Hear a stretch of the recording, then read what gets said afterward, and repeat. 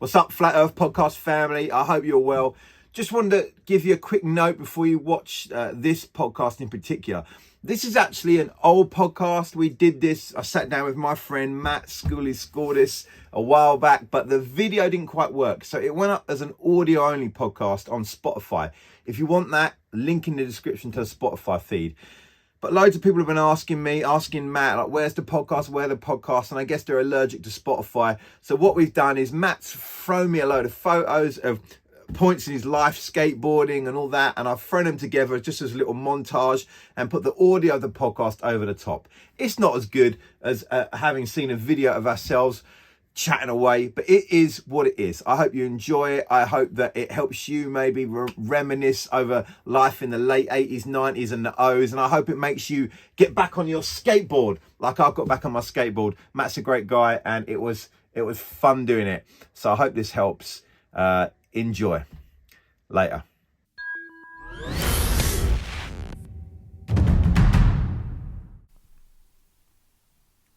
Hey Flat Earthers, how you doing? Rick here. Just want to say a couple of words before we get into the podcast. If you want to find out anything more about what we do, what we're about, head to the flatearthpodcast.com and there you'll find previous episodes, links to our YouTube page, Spotify feed, and some more good stuff. A little PayPal button. You can buy a brother a jet ski, a pair of flip-flops, some bananas, whatever you got to do. You decide. If you are checking out our YouTube, then we're currently running Project 1046, which is a fitness challenge I'm running up till May. And there are videos every Tuesday and Friday for that. And then we throw up other videos every now and then. And we're trying to get better at recording these podcasts in video form rather than just audio. But every Thursday on Spotify, audio of all the podcasts is up. And keep your eye on the YouTube. Subscribe, like, and click the little bell icon, and then you'll get updates on there, any videos we're doing. I just wanted to take a minute before we jump into this week's podcast with my friend, Matt Skordis, Skooly. Last week on the podcast, I think it was last week, I did a podcast called We Dug Coal Together and talked about a scene from Justified where, you know, the two main characters talk about links they had, even though their life had gone in maybe different directions, they'll always have that moment where they dug coal together. And I want to just kind of link last week with this week a little bit and just say that my friend Matt here is someone that I dug coal with. We dug coal together at a very formative age.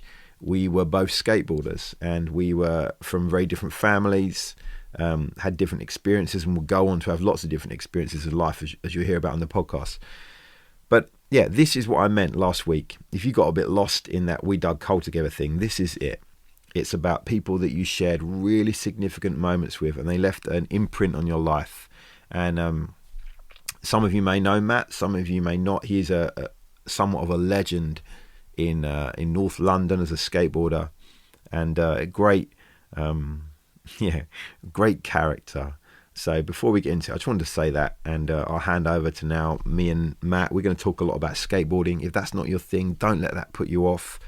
There is lots of great stuff in there about life and travel and experiences and stuff, and maybe you can take skateboarding and replace that with some other formative experience or activity that you've gone through. But yeah, I really enjoyed this couple of hours. And as I say on the podcast, the last time I really got time to spend time with Matt and talk to him was before the internet. It was before everyone carrying phones and cameras and GPS devices in their pocket. So it was a blast just to shoot the breeze and talk about old times. I hope you enjoy it. So over to the podcast.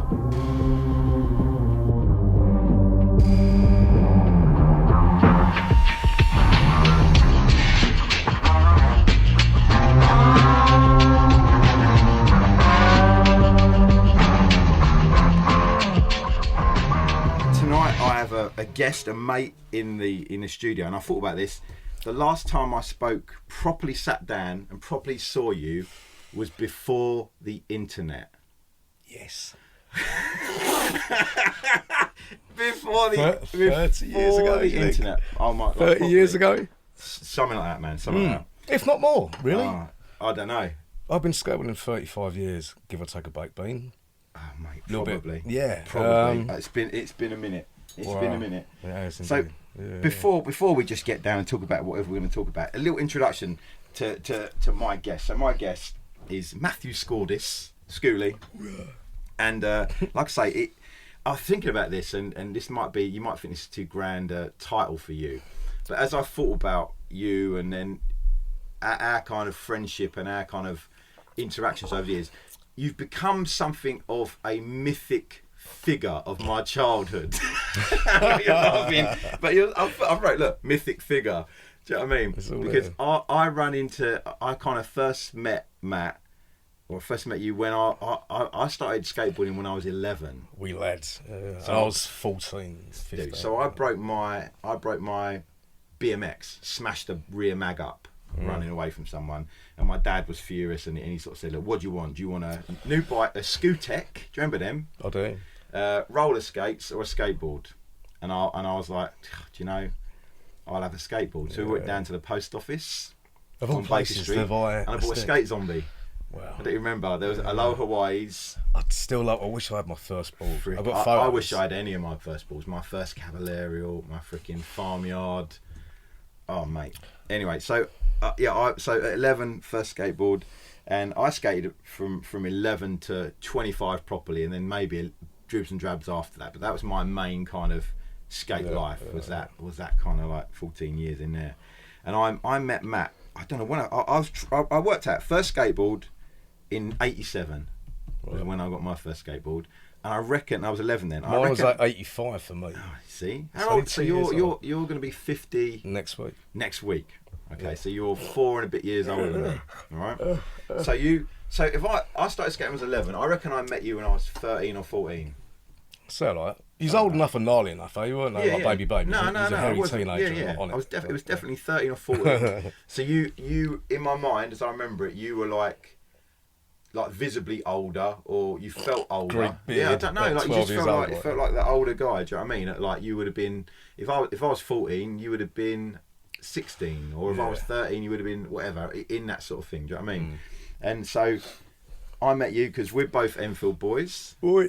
We know. I don't know if you've always been an Enfield boy. I don't even know. Yeah, I've born and raised in Enfield, but well travelled and lived around in different places like that. Was that off Holt White's Hill? At the top, yeah. Was that the first place in Enfield you lived? Is that where you sort of grew yeah, up? I was there until I left home, and then I went jollying around the world. Yeah. Anything like that. So the skateboard scene in the late 80s and early 90s was where we met. Yeah, when a big comeback really, when skateboarding came back strong and went boom. Yeah. That's we were there at the start of that, I guess. Yeah. And I was skating with people that had already been accomplished skateboarders in the sort of late 70s and all that. Yeah. And I hung out with older guys who taught me how to ride big ramps first. I didn't learn how to ride street, little stuff. I used to learn how to ride on a 10-foot vert ramp. Yeah. I couldn't even get up and down a curb. I could drop in a vert ramp. Yeah. And I also come from a BMX background where I broke my bike. Yeah. Mum and Dad were like, forget it. But your bike is birthday and Christmas because they were crazy money. Yeah. Snapped your phone, ride your sister's grifter or something. Yeah. So I had no choice but to get a skateboard. Hated fucking things. You know what I mean? Couldn't stand Really? it. Yeah, hated them. Way. And then got on one. And because I was used to riding vert on a bike and stuff, I just got on it and went for it. Just took to it? Yeah, I used to wrap duct tape around my knees because I didn't know what knee pads were. But saw people knee sliding on vert and just done it. Luckily, the guy that built the ramp was, Paul Wright, Chingford guy. Went on to become successful, amazing British skateboarder, and he moved to Huntington Beach. Callie's over there now. Satisfied? Yeah, he's over with a great family and all that. I saw him a few years ago and he come back to Chingford to visit his parents, had a great party, he was in a barbecue and all that. I went round there making tzatziki, did my Greek thing and all that. I want to talk to you about this Greek thing because I've become surrounded by Greek people. They're freaking everywhere, everywhere, and they all tell me that the Greeks did everything first. Greeks, rulers, man, rulers. You know what I mean? Greeks, not Italians. Italians are second-hand Greeks. Inventors of everything. Second-hand Greeks, a lot of them. Mate, so I didn't know that about you. So you were BMXer What, you think first. I was Mexican? Oh, sorry. No. I knew the guy. I think you look like a Mexican. Looking back now, I remember more and more. I remember parts of meeting your dad, and I was like, oh yeah, there was. Now I understand. I've met more old Greek men. Yeah. Do you know what I mean? And so it's become apparent. Oh yeah, he was. He was. Well, maybe you attract Greek dudes. I don't know. I don't know. Maybe I'm a Greek magnet. Yeah. Or something. But yeah. So I met you at some point. Yeah.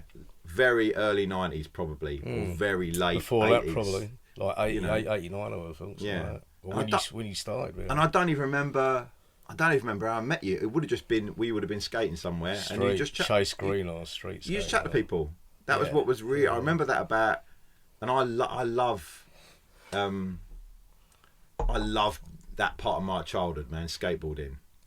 Do you know what I mean? It's a life changer, man. It opens up so many amazing paths of which you can take any one, and they're going to be a good thing. You'll find a lot of people who are skateboarders and passionate skateboarders, they're musicians or they're artists or they're writers or they're something like that. There's very few good skateboarders that are passionate about it that are just purely skateboarders. Right? Yeah. I know a lot of people who have just got skateboards, they own skateboards, and not piss about them, but they're not really skateboarders. Yeah. A lot of these people nowadays with longboards and them shitty little plastic ones. Just kind of like fashion and all that crap. I mean, they are fun and good luck to them. I'm not like dissing them. You kind of go at them, but it's not the same. But they're not the same. You won't get the same. reward back from learning to do a trick and learning to do this and no. putting yourself on the limit and pushing it and having the odd bump and meeting God on the back. Oh, Jesus Christ, we nearly die and all that. Yeah. But it's very, very rewarding. It's ridiculously hard. There's a plank with 4 wheels in it. Yeah. Here, take this, do somersaults. Yeah. It's ridiculous. It really is. And if you can control yourself and your passion and your this and your that and it's the most rewarding, and it puts you on such a straight path. It's a real an open-minded, flowy, wonderful, rewarding, all round best gravy.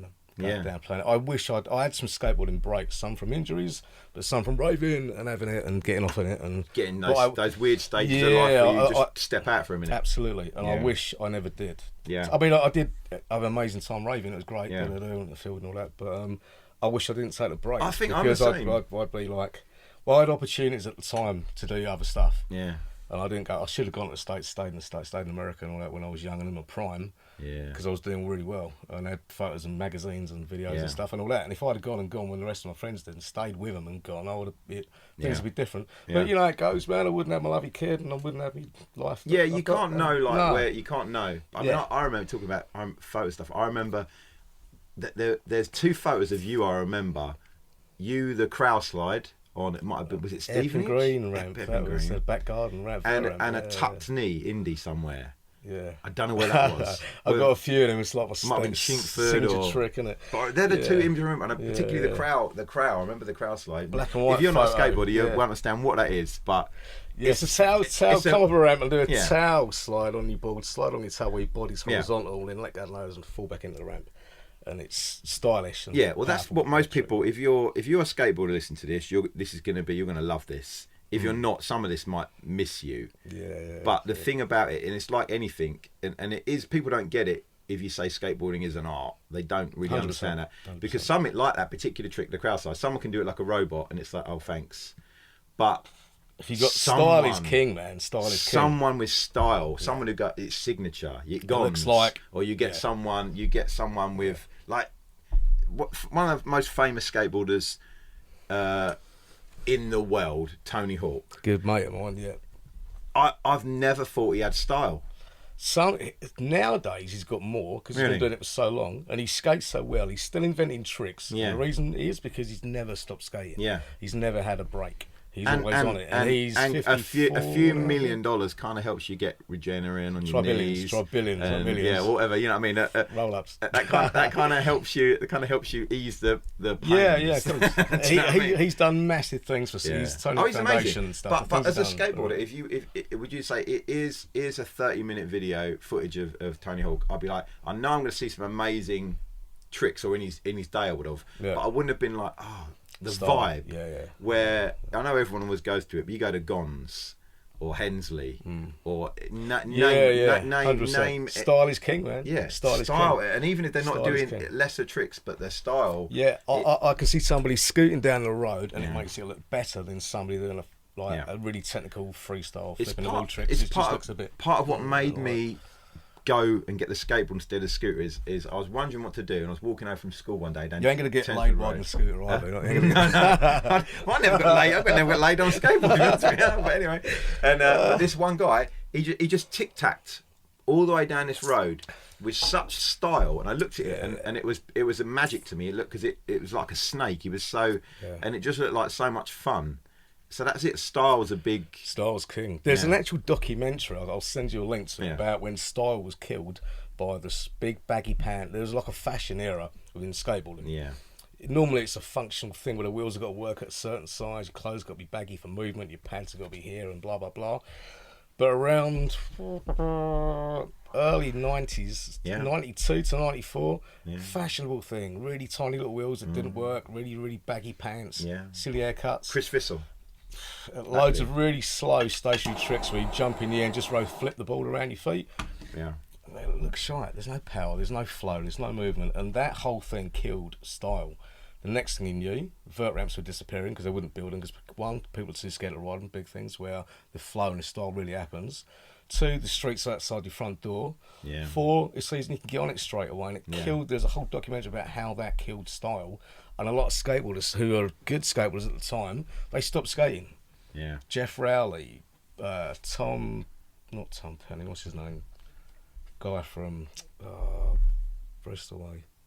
Anyway, Alex Mole. Yeah. They just, when it went tiny wheels and big pants, hate it. They died out skating. That Molly got into like music and DJ and stuff and rave music, like blah blah blah. Came back to it and banging it out, but there was a period when that tiny wheels, big baggy pants, it didn't work. I remember it. I remember that. And it killed the vibe in skate parks because no one's going fast and flowing. It's all and you could hear everyone coming because with tiny wheels they'd get eggy really quick. And flat spot. They get stuck on stones. They just I remember it. All that fashion nonsense. Yeah. It made a big dent in skating. Killed vert. Yeah. But now it's all coming back. Coming back. And people are collecting that old stuff. I've got a set of them wheels from my mate. And they're like rubber band around the bearing. Yeah. And you look at it, I'd skate over shit. You know, I wouldn't even bother setting it up. But that was the fashion at the time, and it was cool. And that was what we did, and for ourselves about. You know I mean? Went from surfer essence to technical street and all this sort of thing. Try to really have a solid thing about being street style, and that it become the dominant thing, and it really is now. I love it, and I've always been a transition skater. I could skate street pretty well. I was riding handrails and stuff in my prime, but they kill you. But it's never cut. Street is so good, and the quality of street skating now, that's and what people do. Yeah, it's vert is a big thing, and it's making a really big comeback. I even entered the vert comp myself. I'd entered the vert comp for 20 years. I went one last year in Cardiff. No way. Yeah, I hadn't skated for 20 years. My shin splits blew out. I was practice. I was alright and loving it, and then I had really massive pains in my shins, and I couldn't. Getting old, mate. Went through to my comp run and couldn't enter. I couldn't even walk because I landed on the floor, running my legs mate. all the way to Cardiff, and I couldn't actually enter on my competition day. I couldn't run, my run. Gutted. All the way to Cardiff for nothing. Dude. Yeah. But I'm on it. I'm actually at the gym doing the lifting, like grab a weight and hold it between your toes and lift it on your shins, specifically just to train my shins to don't get shin splints. Like, you know what I mean? Because now I'm like 50 years old, smashed to bits, 89 broken bones. Yeah.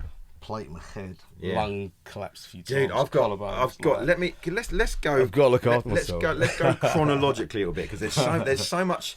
There's so many things I want to talk to you about, man, and things I think I know about you that I don't, or things I heard, or I used to be a woman. Yeah. No, that's Scoop. And so going back, let me ask you, like, if I can ask you, like, you've already said, like, first skateboard, you were 14, you say? 14. 14, got your first skateboard. Yeah. Now, let me ask you a Skordis myth question. Okay, someone once told me, and I don't know who told me this, right? But someone said, Skordis, he got caught in Enfield Town with his dad's gun. Is this a true story? Yes. Is this a true story? Is it a true story? Yeah. And someone said to me, it was a loaded Magnum 45. Is this true? It was a 44. It was a 44. Yeah. How old were you when that happened? I don't know, younger than a teenager. We was playing war. Mate wouldn't take this. Caught by the busies, or just? Yeah, just taken home, like, because the noise of the gun going off, and I always broke my hand trying to shoot my mate with it. Oh, you fired it? Yeah, you weren't just caught with it on you? No, I was in a graveyard shooting each other and stuff. Wow. But a kid with a 44, it's got a lot of kick on a revolver. Yeah. It hurts. Yeah. But these were the days when the old people used to catch you riding a motorbike on rough ground. Yeah. Go on, take it home, walk it home. Yeah. I mean, you take an air gun at school all the time. So just get, like, to put a gun away. So it's worse that your dad found out whose gun it was, I imagine, than police getting you in trouble. They didn't. No one really seemed to give a monkeys. We got won't go into it, but I used to have quite a few visits from the like, for both me and me dad on similar things. Like, yeah. But I used to ride my motocross bike to school, and my mum they used to phone up my mum and just say, "Oh, can you stop me riding?" Not like phone the police, stop riding. Yeah. I had a sports bike, a big 600, and a Yamaha. Said, "Oh, I couldn't even touch the floor on it." Yeah. I used to ride that to school. Yeah. I used to phone up my mum at work and say, school "Can did you you stop go me to? to ride it?" Well, I got kicked out of grammar, didn't I? Okay. For various mucking about stuff. Yeah. And then I went to an institution for a bit, and then I come out of there. I went to Edmonton County, the only school that would take me in Enfield, and just got even worse. Yeah. But nothing bad. Just That's like funny old riding days. motorbikes on the corridors. I mean, that wouldn't happen nowadays. A copper phones your mum and says, "Look, stop him breaking the law." Yeah, totally. You used to get a slap round the head. If you was on rough ground, a bit rough ground, doing wheelies on your motorbike bike, come on, 2 more goes, bugger a phone. Now you'd get no insurance, they'd confiscate the bike, they'd go mad. Yeah, community service, all this crap. Yeah, it's cops suck, man. I always have. I'm not. No. Yeah. I've got mates that are coppers, and I used to work with the police doing some security stuff. Yeah. But they tend to be. I think they're just henchmen of a corrupt government. I don't. Yeah. I know we do need them. We don't need 209s. We do need coppers. Yeah. But it's more bad apples and good apples in a bunch. Yeah. And they follow orders which are just bang out of order, man. There's so many bent and corrupt laws and stuff. Yeah. And they have to do it. Policing. Yeah, they're following orders by a monkey bunch of politicians and all that. They don't get a lot of choice and all that. Yeah. So I'm sympathetic for them. But I am allergic to them without a doubt. Allergic. That's a nice way of putting it. Yeah. So you always struck me, and this might be because I was younger than you, and from a different world or something, man. Or, do you know what I mean? And but you always struck me as someone who had to grow up quick. Or is that just because you were older than me when I was young? Is that, you know what I mean? This is what I say about you. There's things I put on you because I was young, and now I look back and I go, hold on, now I'm old. Was that me just going, Matt's this weird, like, you know? I'm a go-getter. If I see something I want it, I'll do it. Like if something's fucking rad, it's like I used to race motorcycles. I've never gone and watched somebody or a mate race a bike. I want to be doing it. I'm not just going to do that every couple of minutes. If something's good, I have to participate. I can't go and watch a rugby game. What a load of crap. But I can run around with a giant egg and kick each other. That's great fun. Yeah. I'm not going to watch it. And I think when I was a kid, I've got 2 older sisters. Obviously, I was a mistake. They're both 8 years older than me. Oh. So, oops, one of them. I should have done the other old, but never mind. Okay. But so I had older sisters and their mates and grew up older with them. So when I was really little, I was trying to get on their motorbikes and all that sort of shit. So I grew up. My kids that were my age in my local street and all the rest of it, they weren't that cool. They were pretty lame. Whereas I was like, I want to go get it, do this, do that, let's paint flames on it and go ape shit. Like, you know? And I got older sisters, both older than me, and all her friends and all the rest of it. And then when I started skating, I was hanging out with older guys. So I was with a more mature. When I was at school, I was going down a pub and we were driving motorbikes to school. Not like kids nowadays, they're bleeding hopeless. So I guess I did grow up quick, and I've always been. So I've got I've got 2 older sisters, and they were like, get it, here's this, get on with it. If you want it, go and do it, go and get it. I was encouraged actively to get on with stuff. And if I wanted it, build it, do it, or whatever. I never sat there going, I don't know what.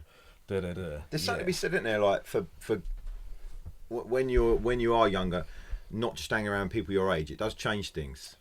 Do you know what I mean? Yeah, I guess if they're good people. Yeah, I mean, like in different times of life, I've taught different groups of kids and special needs kids and all kinds of stuff, and I do a little bit now: skating, bikes, graffiti art, blah blah blah, all kinds of stuff.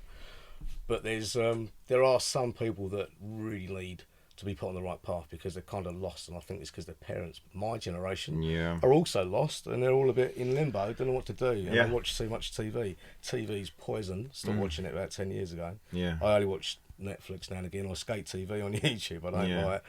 I like TV. The media's poison. It's real bad. It's really, really bad, and it will shut you down and leave people. Like I say, I think the problem we have with kids now, and the fascination why little kids will want to look at their phones or attack each other and try and murder each other, is because their parents are still lost in limbo and they don't know what to do themselves, and they've got no sort of drive. I think I'd agree with some of that, man. I think I definitely think that I saw it I was a pastor, for like 15 years. In that time, you're always meeting families. Do you know what I mean? And supposedly Christian families are supposed to be different, but you still see the way people parent. There's definitely like shifts. You go, and my wife's a teacher. She's been a teacher for the same amount of time. So she's seen a shift from like that the teacher is right, do what she says, to like, oh, little Tarquin's upset because you didn't encourage him in his work, or we all win together. There's no winners and losers. We all win together. It's a killer, isn't it? I know. It's just how you kill it. It's how you kill a people, isn't it? To just say no one's better. It's unbelievable. I hate all that cheese. Yeah. What do they call it now? Woke? Hello, are you woke? What? Oh, I don't know, woke? Man. It's a bad time. We live in wonky days, man. It's a bad time for sure. But we grew up in fucking great days. Yeah. I mean, people, our parents might think those were days that got worse when they came through the 60s and 70s and all that. I know every generation kind of, but I do think if you're growing up now, you can't claim it's the greatest.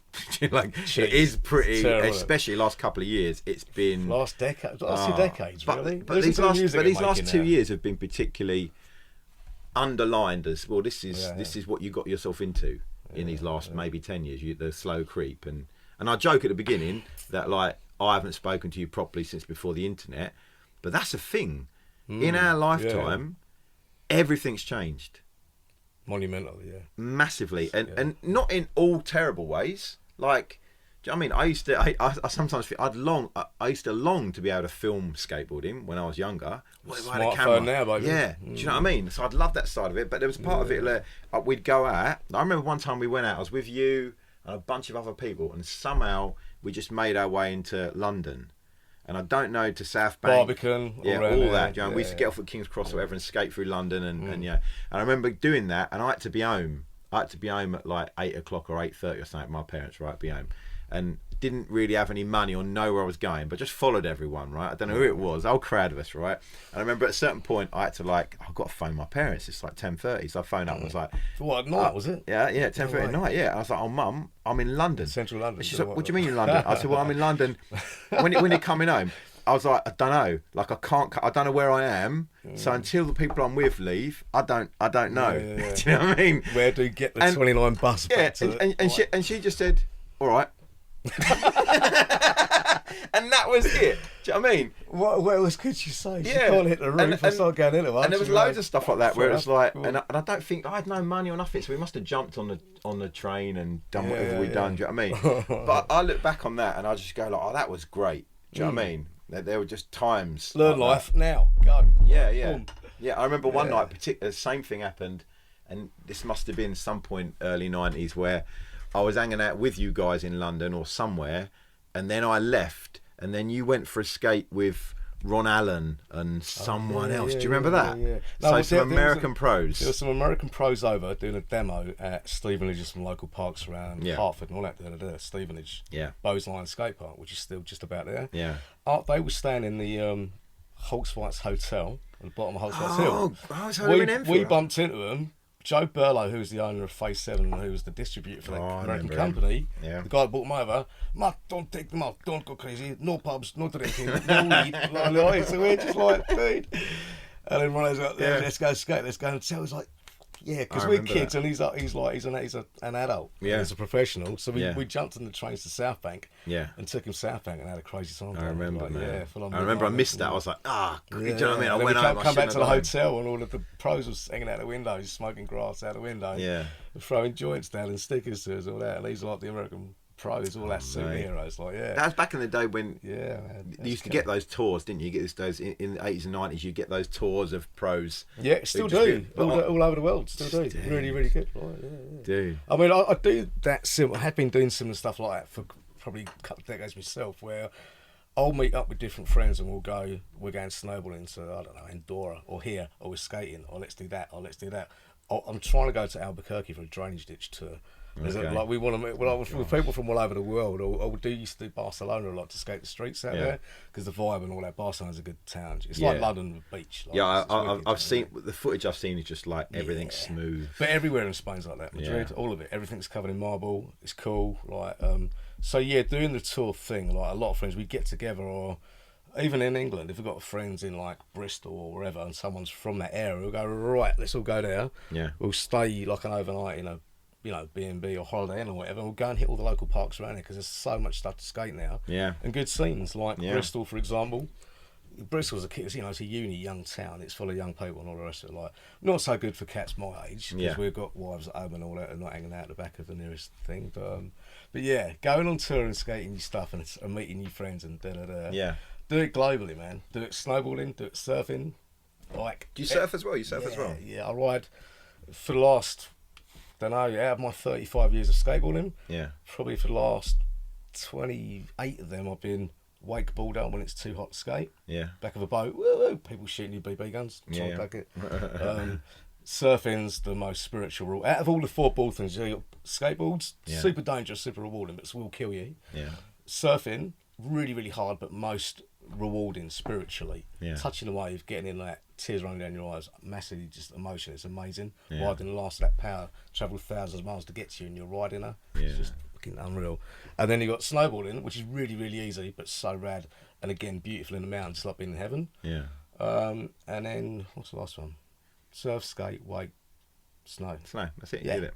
Yeah. Yeah. So yeah, if it's got a board and I can ride it, you're on it. Like, yeah, totally, man. And I'm such a junkie for it. If I don't, it's more skating than anything else. If I'm skating, you get antsy, man. And I'm stoked. That's if I land a good trick or even have a good run, and at the end of that run, ollie nice and floaty high. If I do a little one down here, I'm really angry when I snap my board. Yeah, skits out. But yeah, it's so rewarding, and that stoke will last me a few days. And if I don't get that, I'm terrible.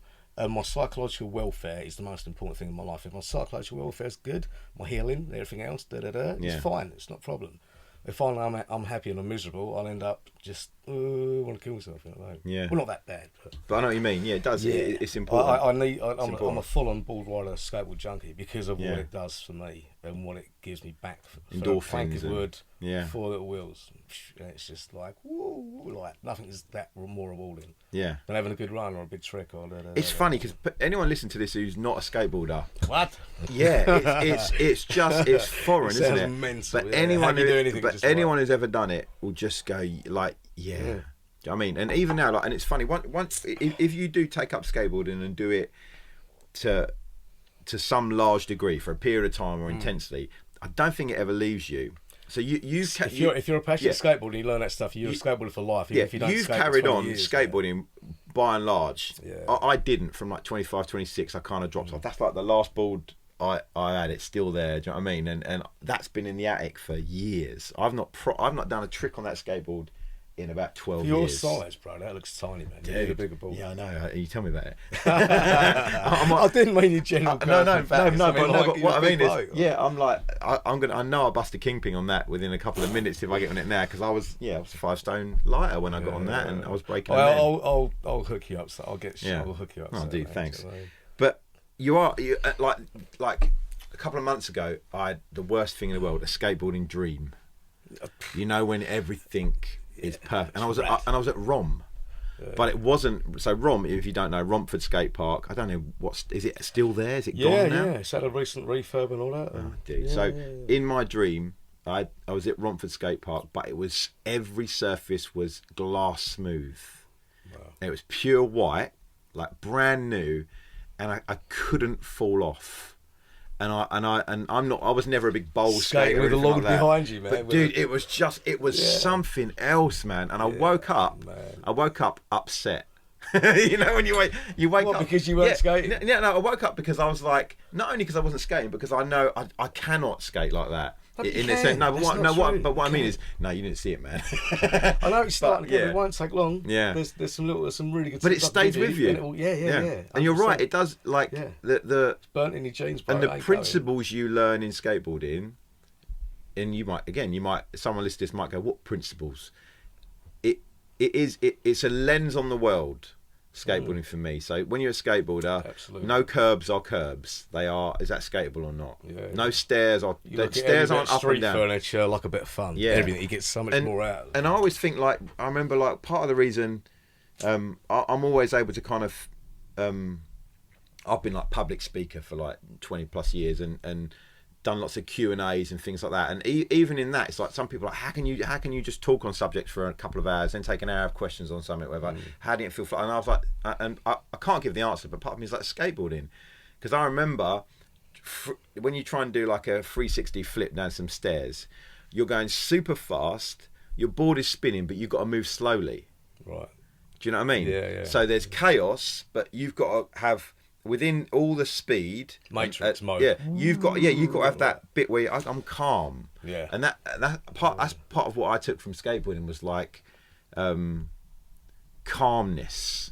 Yep. In the middle of like chaos, or just being able to go, okay, even though it's all this in speed, control and focus. Yeah, that's Controlling it. Focus, that, keeping that in harmony with each other and yourself. Yeah, and your physical aspect to it, and your doubts and your confidence, yeah. and you're gonna land, gonna keep moving, gonna keep momentum going, and it all happens like a Matrix dance, doesn't it? And if you get it wrong, it's gonna hurt. Yeah. If you get it right, you're just it's just something else, isn't it? When you just you move and you connect with something, your truck lands just right, or your feet, you get that pop when you're, and it's just magic. Yeah. And but sorry to interrupt, but I was going to say, I like. Everybody should try skateboarding because it's you don't have to be doing some sort of complete. That's nonsense. Yeah. It's good fun. Yeah. It teaches you everything: core balance, core this, core that. Yeah. It's really cheap. It's really easy. You can do it anywhere, and it's good for you. If you get that bit by bit, you'll get a little rewards out of it, and it feels great because it's personal achievement of what you're doing and your ability. And there's no age limit. Oh, I'm 5 years old. Good, get on it. Loads of kids are ripping.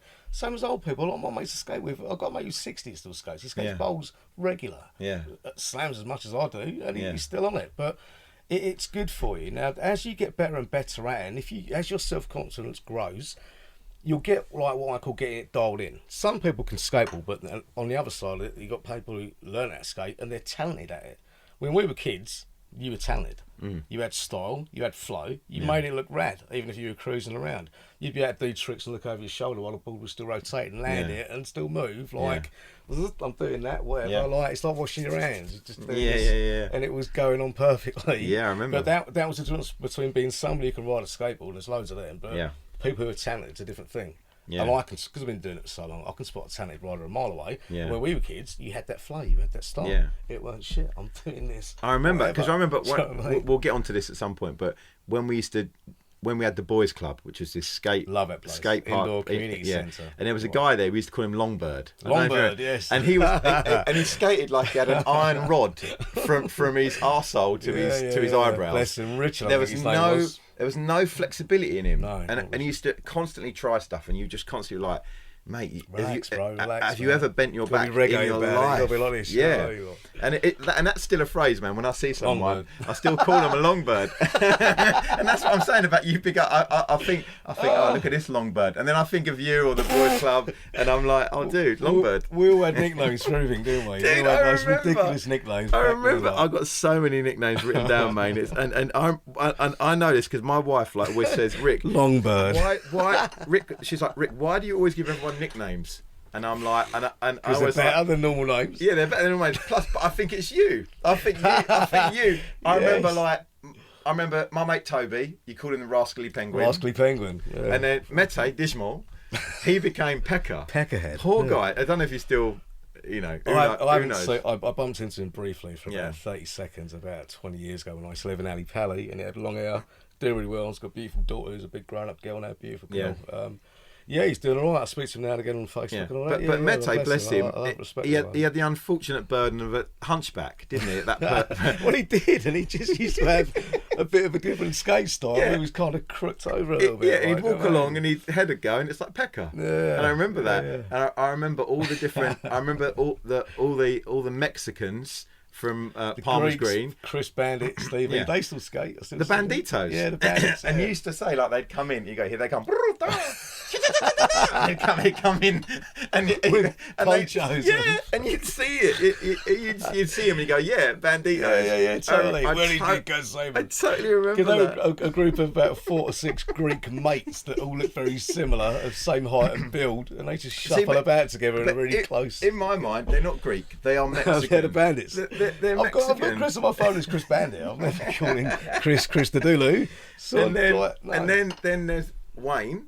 So Wayne, Golly, and is it because his name's Gullimer or something? Was his last name? Was it just Golly? He shaved his head one day. He used to have really hair like a baby bird. It was a load of place. I was like, shave your fucking head, man. So he went around his house and shaved their heads. Like, just do it. And I was like, I just love one out of blue Gollum head because he had like Golly, which went into like what's that little dude in Lord of the Rings? Yeah, Gollum. It's Gollum. Yeah. Excuse me. So that and that's Golly. that stuck. Do you know what I mean? But I think within his group of his friends and all that now, like if he says, "Oh, my nickname was Golly," they'll look at him like, Yeah, "What's that?" They've yeah. got no idea. It was just us wrangly teenage. It was that terrorists season. that It came was out that with season. And the other thing I remember is like, I don't know where this come from, but you would write. You'd often in skateboarding you have your grip tape on top, which helps your feet stay on or whatever, and you write on it, or everyone's grip tape is their own thing if they know what they're doing. So if you see someone and they're just straight up down one strip of grip tape, you know, what are we doing here? Do you know what I mean? Like put on by the shop, or your standard dad, purchase skateboard or whatever. Yeah. You want to cut it, shape yeah, it, you paint cut it, you do things and stuff like that. And I remember you, like I say, you also put art and stuff on yours. And one of the things you'd write NTB on it, and that became our little. Oh, you got you got it on No tattoo. turning back. Look at that, man. How old is that? I think the camera's stopped me back. Turning back. How old is that? 94. I Yeah, think. that's a long time ago. But that was it, and it became a little crew, didn't it? Yeah, no turning back. And I'll never have. I've never turned No, back. I did, unfortunately. But you're still there, you're Yeah, back, you're I'm back. I'm You ain't turned back, you're back. I'm gonna do it. I'm doing Yeah. it. And but yeah, that was it. I remember MTB. It was like no turning back, and I remember and that's it was what it like meant. Us skaters, we're never going back. We're never turning back. Man. This is it. This is fucking it. Metty's still got a skateboard. Well, I wonder how many people He's still got one. Golly is from like, our still loves era, it. He's from just our got bad era, back. from our era. I bet most people have still got a skateboard. Or probably. most people still like me. Still love it. Still me. On my playlist on YouTube, I often Thrasher kicks up, the Berrics kicks up. All skate channels are still my thing, and I find myself watching them as I was like, "Why are you watching skate?" And I'm like, "I just am. It's Go soothing." on YouTube, Skate Vid Vault. It's got Yeah. all the old vids, re-digitalised and everything, going all the way back to Bones Brigade Video 1. Whatever. It, like way back. Everything. Mate, I just love sit it. all night watching that. So good. Streets of Fire. Fire. Oh, Yeah, mate, all the Hate yeah. Street stuff. Yeah, all Dude. the stuff that I forgot about, having seen the first issues of 411 and this and that and blah blah blah, all that killer stuff, man. Loads of unseen stuff as well. Yeah. Bundles of it, hundreds of it. Yeah. See, it wouldn't surprise me, like people who were skateboarders and don't skate, still like me, they have a setup somewhere, even if it's in the loft, even if it's I've got a mate who's got a man shed packed with really expensive and valuable collector's stuff now from back in the days and all that. And he's a fat bloke, and I'm like, skate, you fat fuck, and he won't do it. Yeah. But he loves it, and he comes out and hangs out with us when we go on like little tours. To Still Oxford loves the yeah. scene. Yeah. He's a skateboarder, but he's so much of a fat bloke to do anything about it. Yeah. I'm too fans, I've got to get up and work now. Yeah. Whereas I will skate to work, I don't care. Do you know what I mean? Yeah. But yeah, a lot of my friends who've got back on it as well. Or I'll be at the local skate park and some dude will come over and I'm like, come on man, get on it. And he's like, yeah, I said the trucks might be loose for you, whatever. Yeah. Within 10 minutes he's tearing about again. I'm like, I'm getting a board. And he's seeing him again, they've got a board and all like, and it's just knocked off 20 years off their life. They've just gone, fuck yeah, man. Yeah. On it. Like, the missus over there just going, whatever, do you know what I mean? Yeah. But it makes you happy. It stokes you. And it does, in a funny way, like when you're young and you start to learn to control your body through controlling the board and you travel a bit and you hang around, you grow up a bit. Yeah. But one of the rewards of skateboarding, it keeps you young, or it keeps you flexible in your approach to life and actually, you know what I mean? Having fun. Yeah. With very limited, like, you don't need to go out and spend $5,000 on a mountain bike. You don't need to go out and spend 10 grand on a motorcycle. Yeah. Skateboard, you can buy one for 80 quid a complete, and it's more than you need. Yeah. It's enough. Or you can go and buy a really expensive one, which costs about 500 quid nowadays. Yeah. Of all the super duper bits that you Really? don't need. Yeah. Really? I've got a board. I've got money, I don't care, do you know what I mean? Yeah. Ceramic bearings, 140 quid. Titanium trucks, 100 quid. Board, 130 quid. What? PAL flight boards made out of spaceship equipment. It's nice, it's alright, ain't my best board though. Yeah. I just thought I can buy a lot of it. It's in the back of my car as a cruiser. Yeah. Ceramic bearings I paid 140 quid for. Any good? I've now the best shit in the world. You can't even Really? stand it. It's like They're fucking freaking Bone Swiss, mate. I remember they were the best bearings I had ever them for bought, years. mate. Well, I've got Bone Swiss ceramics. So Check you out, man. Yeah, and they're like 140 quid. I got them for 120 off my boy in Slam City Skates. Yeah. It's like, yeah, go on, because I'm normally moaning, it's a deal. But I've now found ceramic bearings for like 20 quid a set. And you don't know the difference. So, but I just went, I haven't got a drug habit. And is that just because they're ceramic, so that they hold their heat better? They're dissipate more light, not viscous, heat, don't they? And like the lube's different. You use boron nitride lube if you use it. Like, but they're so fast you can't even stand on your ball. It's really? It's like standing on an egg. It's like standing on ice. Yeah, it's mental. I never thought I'd get on the board and go that's too fast, and I'm Really? In all honesty, if you ride it on little wheels, I ride them on bigger wheels, so it hauls ass so fast you can't slow it down. Yeah. And you go so high at ramps. If you ride them on little wheels, where they're really responsive but not much top end speed, then a little wheel you can barely stand on it. If you lean slightly like that, it'll just disappear. See, this is the difference between when I stopped skating and when you carried on. Because this is like not newer tech. I suppose it is newer tech really, but back in that day, I was like, I can't even remember. I used to like 97As. That's hardness. I used to like, I can't remember what mill I like, but not too big, not too small. Do you know what I mean? It depends what you're riding. It depends what you're riding, doesn't it? But now you're older, your weight's different, and you're going to be riding differently to what you did when you were a kid. Massive rubber wheels. No, not at all. But you need a board that's going to be stable and good and stable and responsive for you. Yeah. And when the more you get used to it, then you can have another set of wheels. So if you're riding sets on rough floor, you have 92s or something softer. Yeah. Really smooth, lovely commercial skate park, rock hard fucking wheels that are real fast. Yeah. Like I said, I've got like 12 current sets. Yeah, I saw you. I saw you. And it depends what I'm riding, depends what ball I ride. And they're all different sizes and blah, blah, blah. Some people say you helmet, you don't need all that crap, just stick to riding one. But on a great big ramp, I have really tight trucks, so it doesn't turn very much.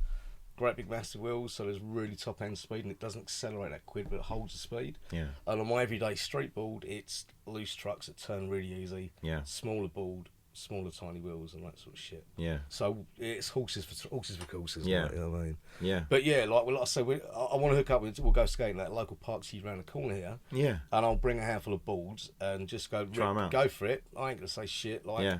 I'm near it, mate. Like, because when I started, so I'm doing this Project 1046 thing, which is like, you know, you've probably seen about it, but like, I want to know what 10 tricks you're gonna do. Well, I'm gonna put 20 tricks up on various social media stuff like that, right? But they can't be like tricks. There'll be 10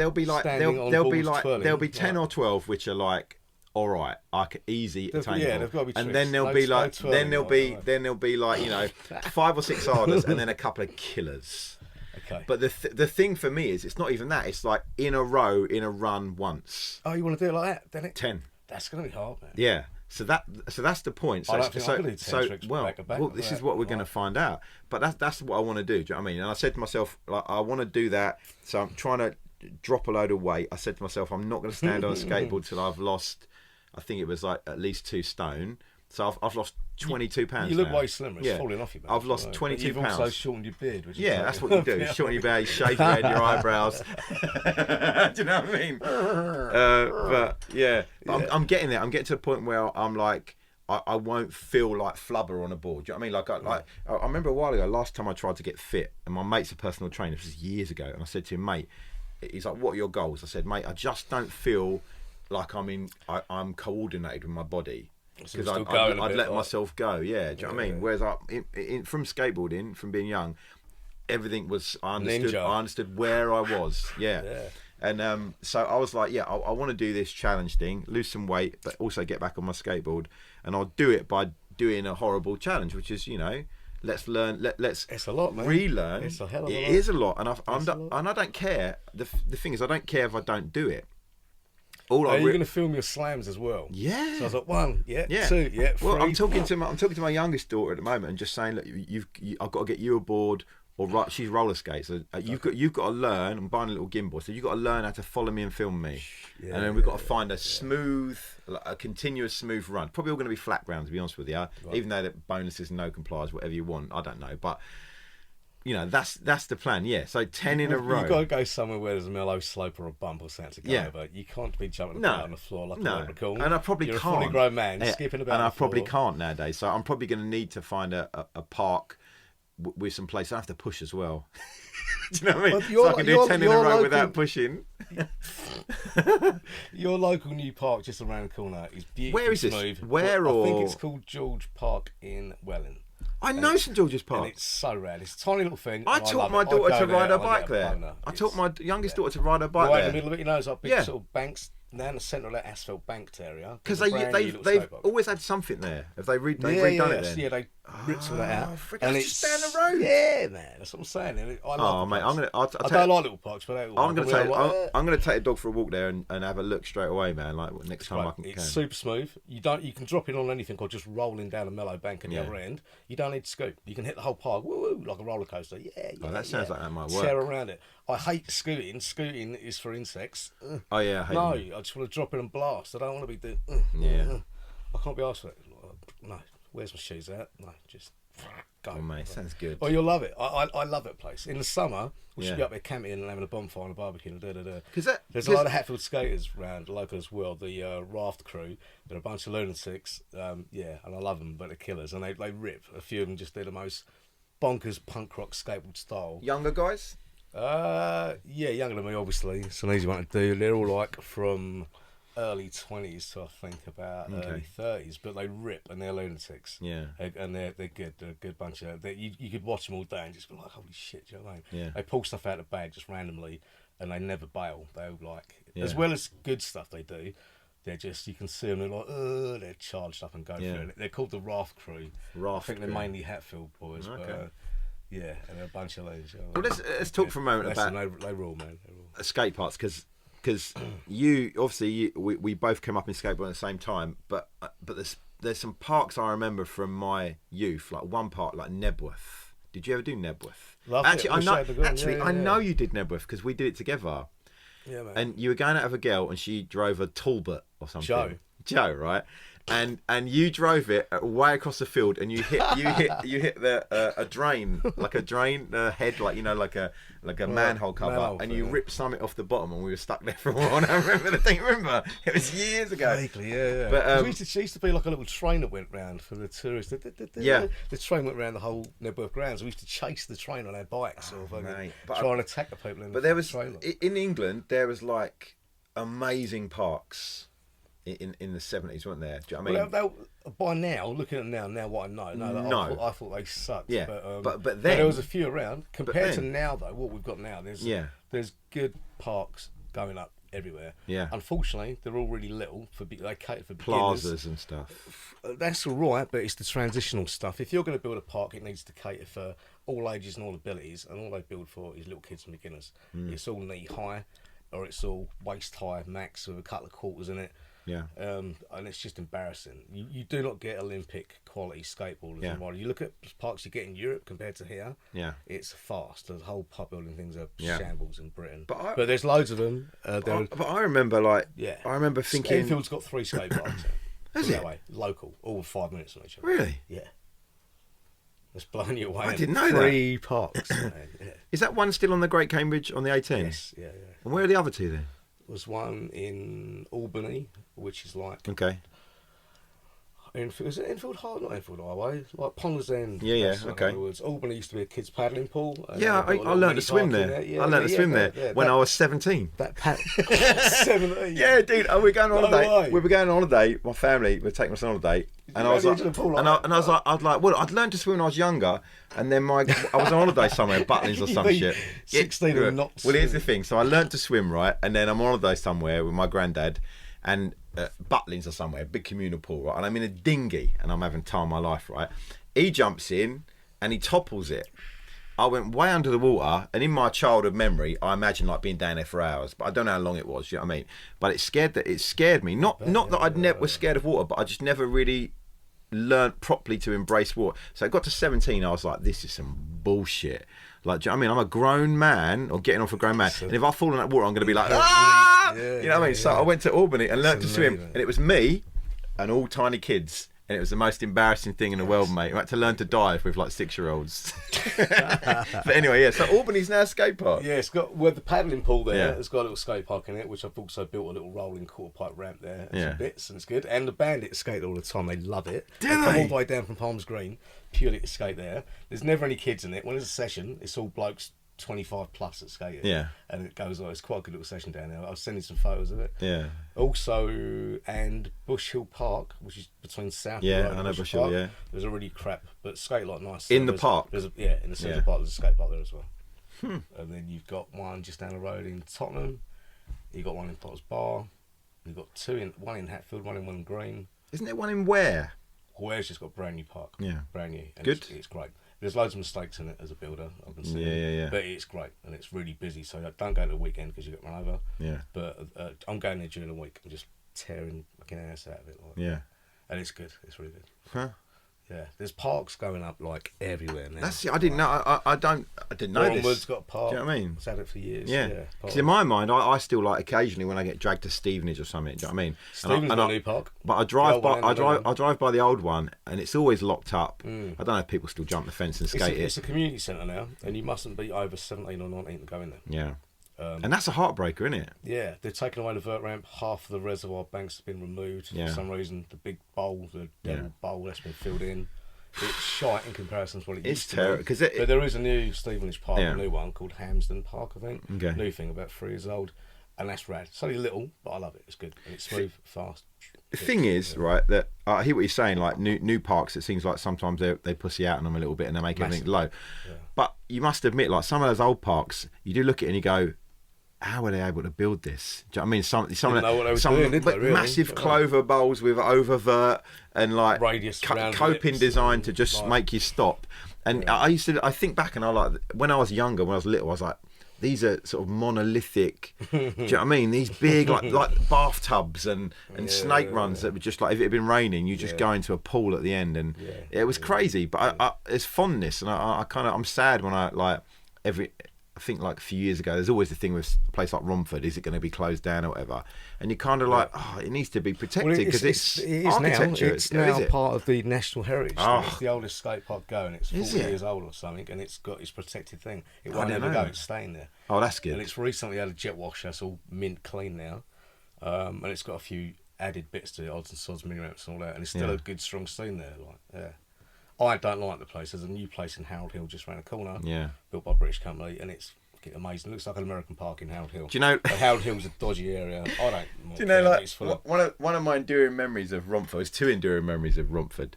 Went there once, and you know, like, do you remember the toilets at Rom? Vaguely. Right. So I walk Never in. went in. I went back around. Oh well. Anyway, I went in there once. Right. It's pitch black, but I'm dying for a piss. Right. Do you know what I mean? So I walk in.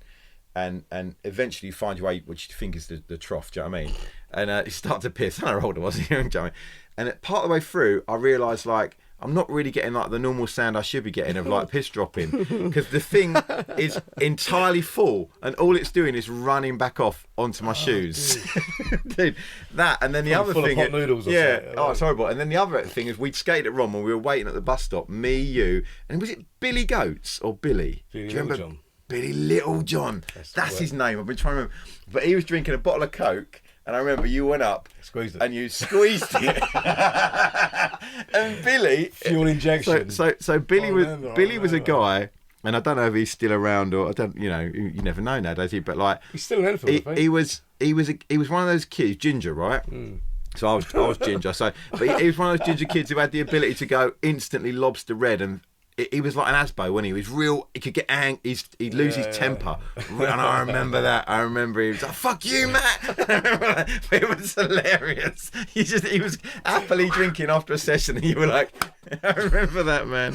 Come out his ears, like the things you remember, man. Do you know what I mean? Yeah. So I remember that early days skate parks around Enfield with you and the NTB lot.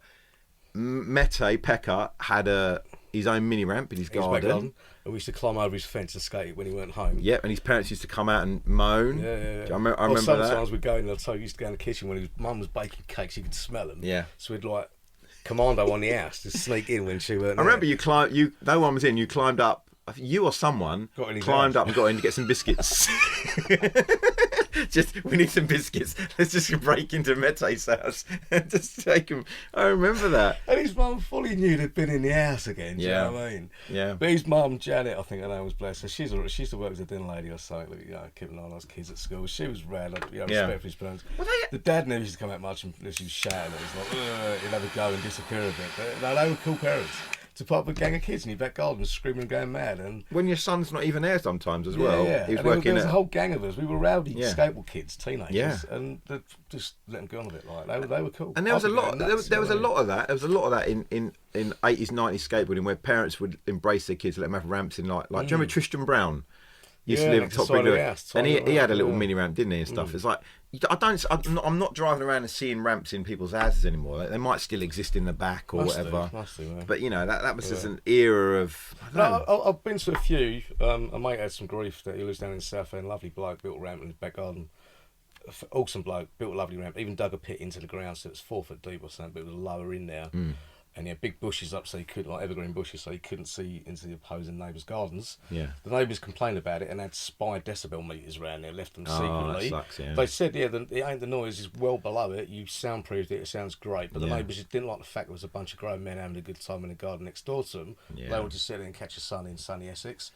And there's us, look, and having it. And they said that even if it causes a nuisance, regardless of the noise or the decibels, if it causes a nuisance, it's got to go. Yeah. Then it just really pissed on his fireworks, and he's Sucks. now just got a warehouse and built his own amazing ramp inside a warehouse. Really? Like lovely thing, he's teaching kids all that. They're doing really No well. way. But yeah, it's horrible. If I built a ramp in my garden, done all my best to keep it quiet, and it wasn't making any noise anyway, and yet the neighbours were still being like that, I'd killed a lot of them, to tell the truth. I'd go mad. You know what I mean? I remember, it is hard nowadays with councils and stuff. It's freaking nightmarish. Yeah. Maybe that's why they're building more parks to get you out of. But you seem like I'm always one for DIY building, guerrilla building. I remember that. See the photos that I sent you recently? I won't go on about where it is. But the picture I sent you were in a car recently, park or something, were you? No, I won't say. Well, there was a certain area in a certain public place of a housing estate. I get free timber from my company. Yeah. All the waste wheel on site. I'll take it with you, do it like. So I built, me and my mate who lives on this estate, we built a skate park. Whole boom, mini ramp hips, dun dun dun. The local council and the local council committee and the residents committee have gone like, fuck yeah, and they've approved it. What? Yeah. Wow. And I said, we want a jam, we want barbecues, and we want music, and da-da-da. And some more money to fund it. They went, fuck yeah, do what you like. And I spoke to 2 sponsors because I do events. What council's this? I can't say. I'll take it over. Well, well done, whatever it was. Because we're teaching kids over there and all the rest of it, and like it's to try and get kids off their computers and off their phones. Or out of trouble, mate. And all the parents are being like, yeah, the fucking, as soon as I wake up in the morning, all the kids come over, new skateboards. Yeah. And the local kids that set fire to local fences and are a pain in the asshole. They're not touching the ramps. They're cool. Yeah. They go over there, drink their drink and smoke their shit, whatever. But they're cool. They ain't touching. Well, you know. But when have you ever heard of a council to go? Yeah, over, I've not. You build a ramp in a park, and they go, you know what? That's fucking wicked. Keep it. And that's what they've done. I think there's so much few trouble. grand's worth of ramps there. I think there's so much trouble. Like, well, not like when we grew up.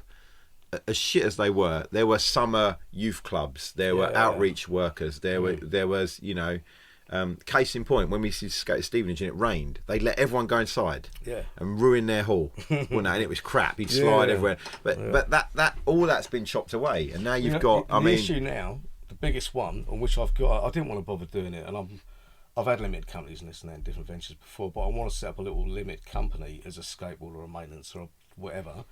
Purely because the big issue is with the council is who's going to be liable for this. Yeah. If you built it and you donate it and you look after it and you manage it and maintenance and if you've got liability insurance, and then possibly if you're a sole trader but you're registered and you have liability insurance, that's your liability. They don't care. Liability is the key issue. Yeah. The council don't want to go, we let some fat bloke turn up and build a ramp and everyone's died on it. They're going to come to us. Yeah. If you're going, no, I don't care, I'll have it, I've got liability insurance, stick up your ass, then it's all right. And that's the key thing with everything now. Because I've also myself sued a lot of councils successfully and won, and had park trips out for injuries.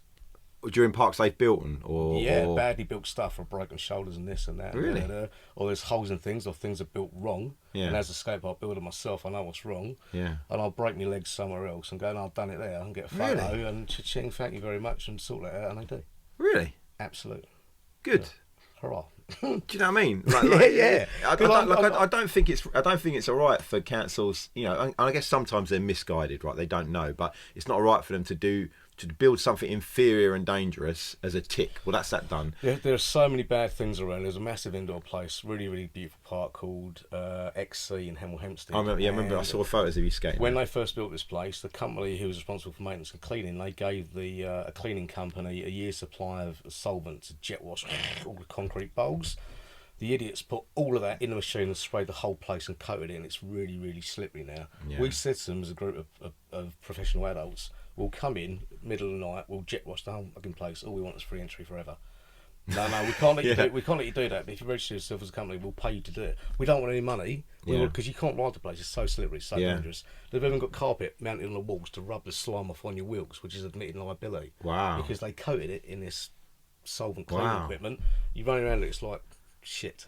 Like, Gross. And it's a £1 million brand new facility ruined by dickheads. Yeah. And we've offered to clean it for free with jet washes, and they said no, but we'll pay you to do it. Huh.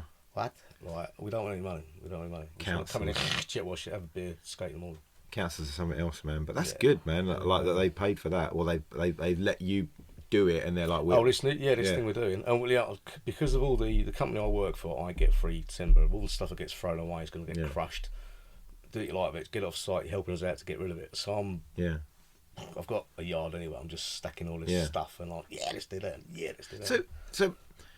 And I've done a few DIY parks like that. Yeah, because I remember that. With a cement mixer. I remember that, and that was part of the thing when it went coming up as well. If there wasn't stuff that we could skate that was already built, we'd build out. We would build our own stuff. Yeah. And I remember that when we were kids and push them around to do wall rides. I remember the other day, years ago, me and a friend of mine on Tenniswood Road. I lived on Willow Road.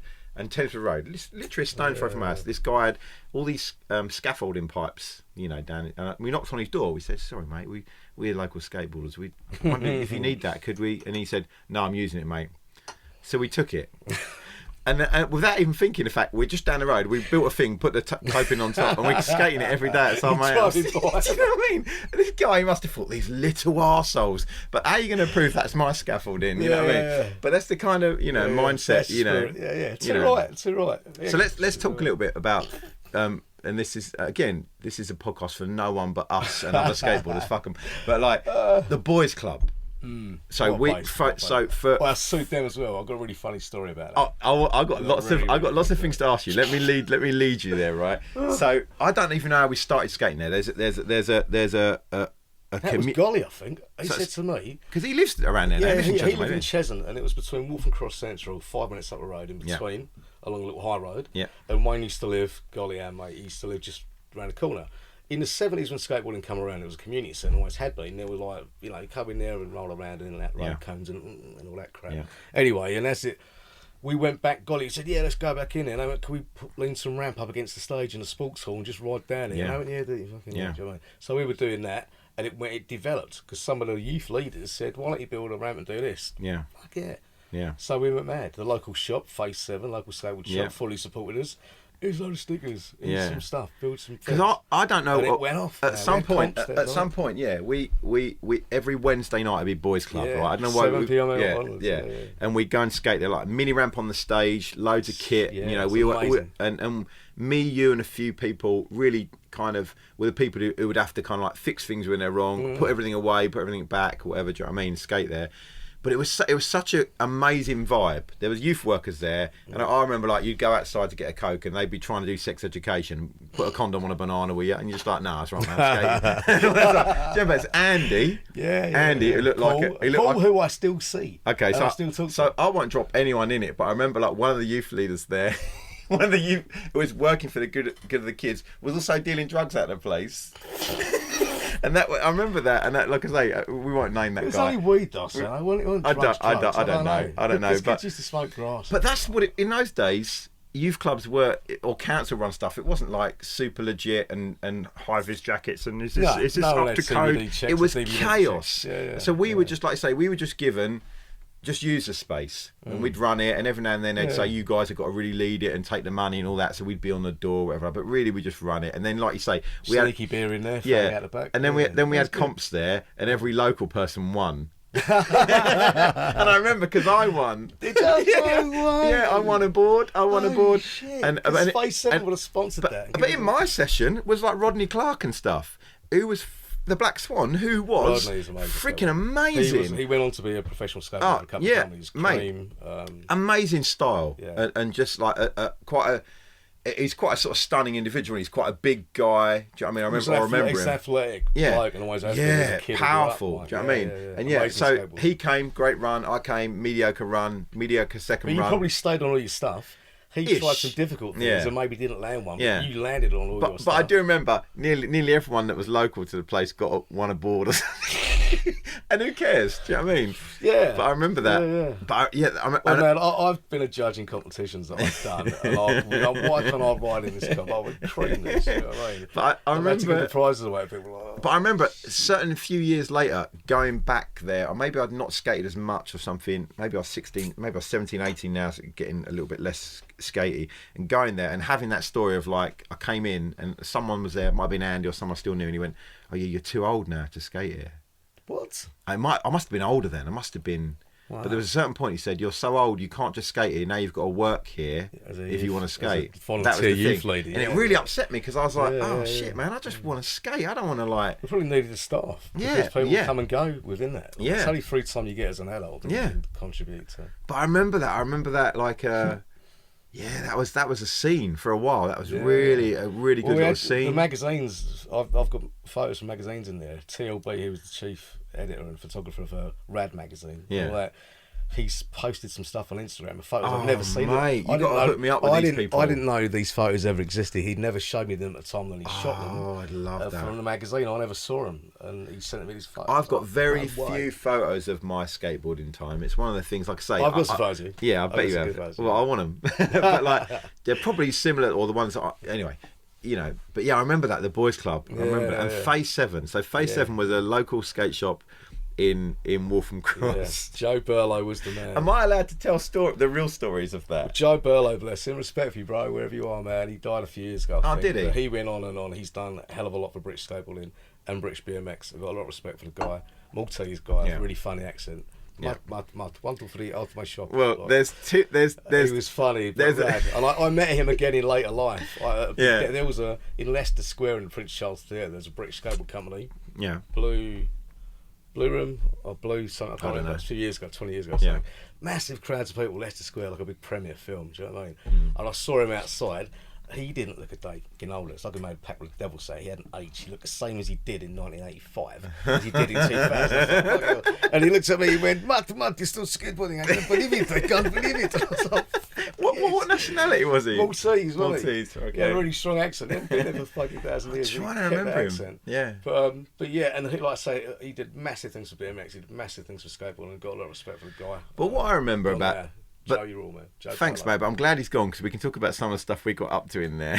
Well, unofficial sponsorship. Well, yeah, because I remember going there and with you and stuff, and there's two things I remember. Firstly, the day that you made Golly a sandwich, or someone made Golly, and it was a cat food sandwich. Cat food sandwich. And he ate starving on cat food sandwich. He ate it. Yeah. And how was that? Yeah, it was all right. What? Cold beef, wasn't it? Yeah. No. And the other thing I remember, is you. I don't know how old you are. I don't know whether. But you would walk in and it was like you owned the place. You'd jump behind and I remember one day they'd had a delivery. I did work there for a bit. Yeah, well, I tell you one thing. They had a delivery that day, but they might as well have had a delivery for you. Because I remember you going home, you went home with a pack of about 40 boards. And this might be an embellishment on my mind, but I remember at some point, someone who worked there, and it wasn't Adam because he was cool. And you know he used to. I did get float stuff. Yeah, again, but anyway, there was a point where you were over the other side of the counter or something, or you took something, and someone said you can't take that or something. And I remember you going, "Well, what are you going to do about it?" And I don't remember this. Is that to Kev or something like that? I don't know. But this is where the mythic Skordis comes in, because it was like you was like, "What are you going to do about it?" And it was like, "Well, nothing." And I remember that, and I remember I once went in there without you, right? Went out you to get some stuff, and at a certain point, Adam was there, and Adam went, "Oh, he's a friend of Matt's, give him a discount." And they chopped like, I don't know, 30 quid off a 50 quid bill or something. Excellent. And it was like, freaking, this is it. I'm getting flowed. I remember that. But that was a cool little scene, that little shop. And do you know what I mean? Totally. And I remember there was a skate shop in Harlow for a while, in Edmonton for a while. There's loads of these little pop-up skate shops used to come around for a few years. City Skates, one of Britain's big, longest going skate businesses. They've got a warehouse business with an indoor mini park in there. Have they still got the one in Neil? Have they still got the property in Neil Yards, or the actual shop? I'm not sure if that's gone. They've got one down Brick Lane. Okay. Like East London bit, trendies, blah blah blah. Yeah. But yeah, in opposite Albany Skate Park, 2 minutes away, they've got a shop. Dude, I had a freaking dream. All these dreams, mate. I had a dream the other night, right? I don't know if it's because I knew you were coming on, right? But in my dream, I'm in London, and all of a sudden I hear, "Oi, Rick!" And there's a brothel and you're in the top window of the brothel, and you do your trousers up. Like, come on, and you ran down the stairs. This is my dream. You run down the stairs, and you took me to this skate shop, which was like one of these trainer shops, you see on the internet, like everything in plastic, and it's a white palace, and you were like, let's get a skateboard and everything, and you set me up a skateboard and everything. Excellent. And that was the dream. It was the weirdest. I don't know why the brothel. What was I don't know. Brothel window, semi-naked. Yeah, but just in the dream, I was like, fancy meeting you at this exact moment. Wow. Weird, man. But yeah, those days, mate. Do you want to hear a really? Just the one. I've got so many stories about the boys' club. This community centre. Yeah. The boys' club was an organisation like. You wouldn't be able to call it a youth club, a boys' club now, would you? Yeah. Just somewhere to get all the boys. Was it actually officially called the boys' club? Because I thought that was our name. No, the community centre bodies or whatever they were. There was an organisation called Boys' Clubs. See, I didn't know that. I thought that was just shit we called it. Boys' clubs. A picture of these kids going, yeah, great football, fucking like. Just communities, youth, not really community centres, more youth centres. It wasn't aimed at community. You didn't have old people in wheelchairs in there. Just terrorists trying to smoke fags. Like, so. But yeah, listen to this one. I talking to couplers, altercation with the policeman, ended up getting a load of community service. Yeah. I am a volunteer and I teach at a skate park. Can I teach skateboarding there? They went, yeah, fucking great, of course you can. Do you know what I mean? So the court said I had a stupid amount of hours of skate. I said, look, I'll do them all teaching to skate. I didn't say, I'm going to be skating. I just said, I'm teaching these kids how to skate. Yeah, sounds amazing. Spoke to Andy, who's the centre manager. I remember. Yeah, we know him. Great. Can I have some money? Applied to the Prince's Trust. Got a lot of money. Built the ramp. Had to go skating every Wednesday night. It was a court order. Couldn't not go. Do you know what I mean? Had to skate by law on Wednesday night. Right? So every Wednesday on command night, of Her Majesty. Yeah. So the Queen's like, skate, motherfucker. Do you know what I mean? So I'm skating. And we built this ramp. We had a jam. It went really, really well, right? Yeah. Sometime later, I broke... I can't go too deep into it. Anyway, I the ramp that us kids built, not a professional company, I slammed, broke my shoulder there. Yeah. Broke my shoulder, I'm going to sue you. Why are you going to sue us? Because we built the ramp. Yeah. We're not professional fucking builders, are we? We're a bunch of scruffy kids smoking joints. Went to court, Luton Crown Court, Luton Magistrates Court. Yeah, you're right, it was $3.5 grand. Wow. So yeah, the police. Yeah, so they made me skate there. I broke my shoulder on the ramp that I built, and then they gave me $3.5 grand for me trouble. So you were commanded to skate for community service, and then you got $3.5 grand at the end. Stuff like that, yeah. It's kind of cool. I get all that. I got to skate by order. I got $3.5 grand, and I broke a copper's nose to get there. How is that? If a story ever had a happy ending. Yeah. But it was a copper's fault. Like, I was trying to split up two mates having a punch up outside a pub. Yeah. He wasn't in uniform. He got a call on the radio. He was just going by, so he jumped out of the car and I'm doing this, getting punched by my mates. Hadn't identified himself or anything? No, just some dude, like, didn't have any uniform. I just grabbed him, ran back of the headlight and pulled me back. I was like, bang. Yeah. Woof. I told Skordis that I was a policeman. Yeah. He wasn't even a uniform yet. But it was funny. Like, yeah. $3.5 grand later in a skate park, yeah. Wicked. Man. Yeah. You always, getting back to the mythical Matt Skordis, you always struck me as someone who was like quite physical. I don't know if that's true. Were you a rowdy when you were younger? Were you rowdy? Yeah. Because I never really, I knew that side, or I'd heard of that side, but I am very overexcited. I never experienced it. Do you know what I mean? I was always like, Matt's cool. Do you know what I mean? Like, do you know what I mean? I knew that. I knew that was kids around me and that sort of thing. I'm not going to get into it. Yeah. Because it's just wrong. Do you know what I mean? You don't like, no. But I'm definitely overexcitable, and I need to like. I drive my daughter around in Twix. She's like, Dad, just like chill. I'm like, let's do something. Do you know what I mean? Yeah. Yeah. And I've done courses and stuff to get on top of this sort of thing and so forth. And I have. Yeah. In general, there are a couple of things like we all. See nowadays and get a bit of a red mist, but yeah, I'm alright. It's hard nowadays not to be angry, innit? I am very much a full-on speak my mind sort of gentleman. Do you know what I mean? Yeah. Now I've got written here in where is it? Coma. Because I remember, it's the first time I've seen that scar on your head. But there was, I've mate. I haven't really. I don't know if I've really looked at your head. You wear a cap. What? Do you know what I mean? I wear a cap, but I remember at a certain point. Can you say that on the camera? No, I think the camera's died. But anyway, I remember. I think it might have been at the boys' club. So at some point, you came by with Jeff Parker. And is he still in Australia where he's gone now? He moved out there permanently with his English. He's like, he met his missus here. They moved. They emigrated. Had another little girl out there. He's got one daughter here. I think she's still here. Naomi. So I don't think he had a nickname, Parker, did he? Yeah, he did. I'm sure he did. He? What did he? I don't know what it was, man. You must have had probably one. a few. But anyway, Yeah. but I remember talking to him and either he was with you, he must have been with you. Really heavy, man. But he Really told heavy me like, wagon. oh, Matt's had a really hard time, and I was like, what, man? So tell me what. I've got an idea in my head what I thought it was, what he told me, but what happened? Okay, this is around 2000, I think. It's really weird because this happened. I think it was around 2000. And I've only got the memory back a few years ago, some 20 odd years in the future, right, or whatever.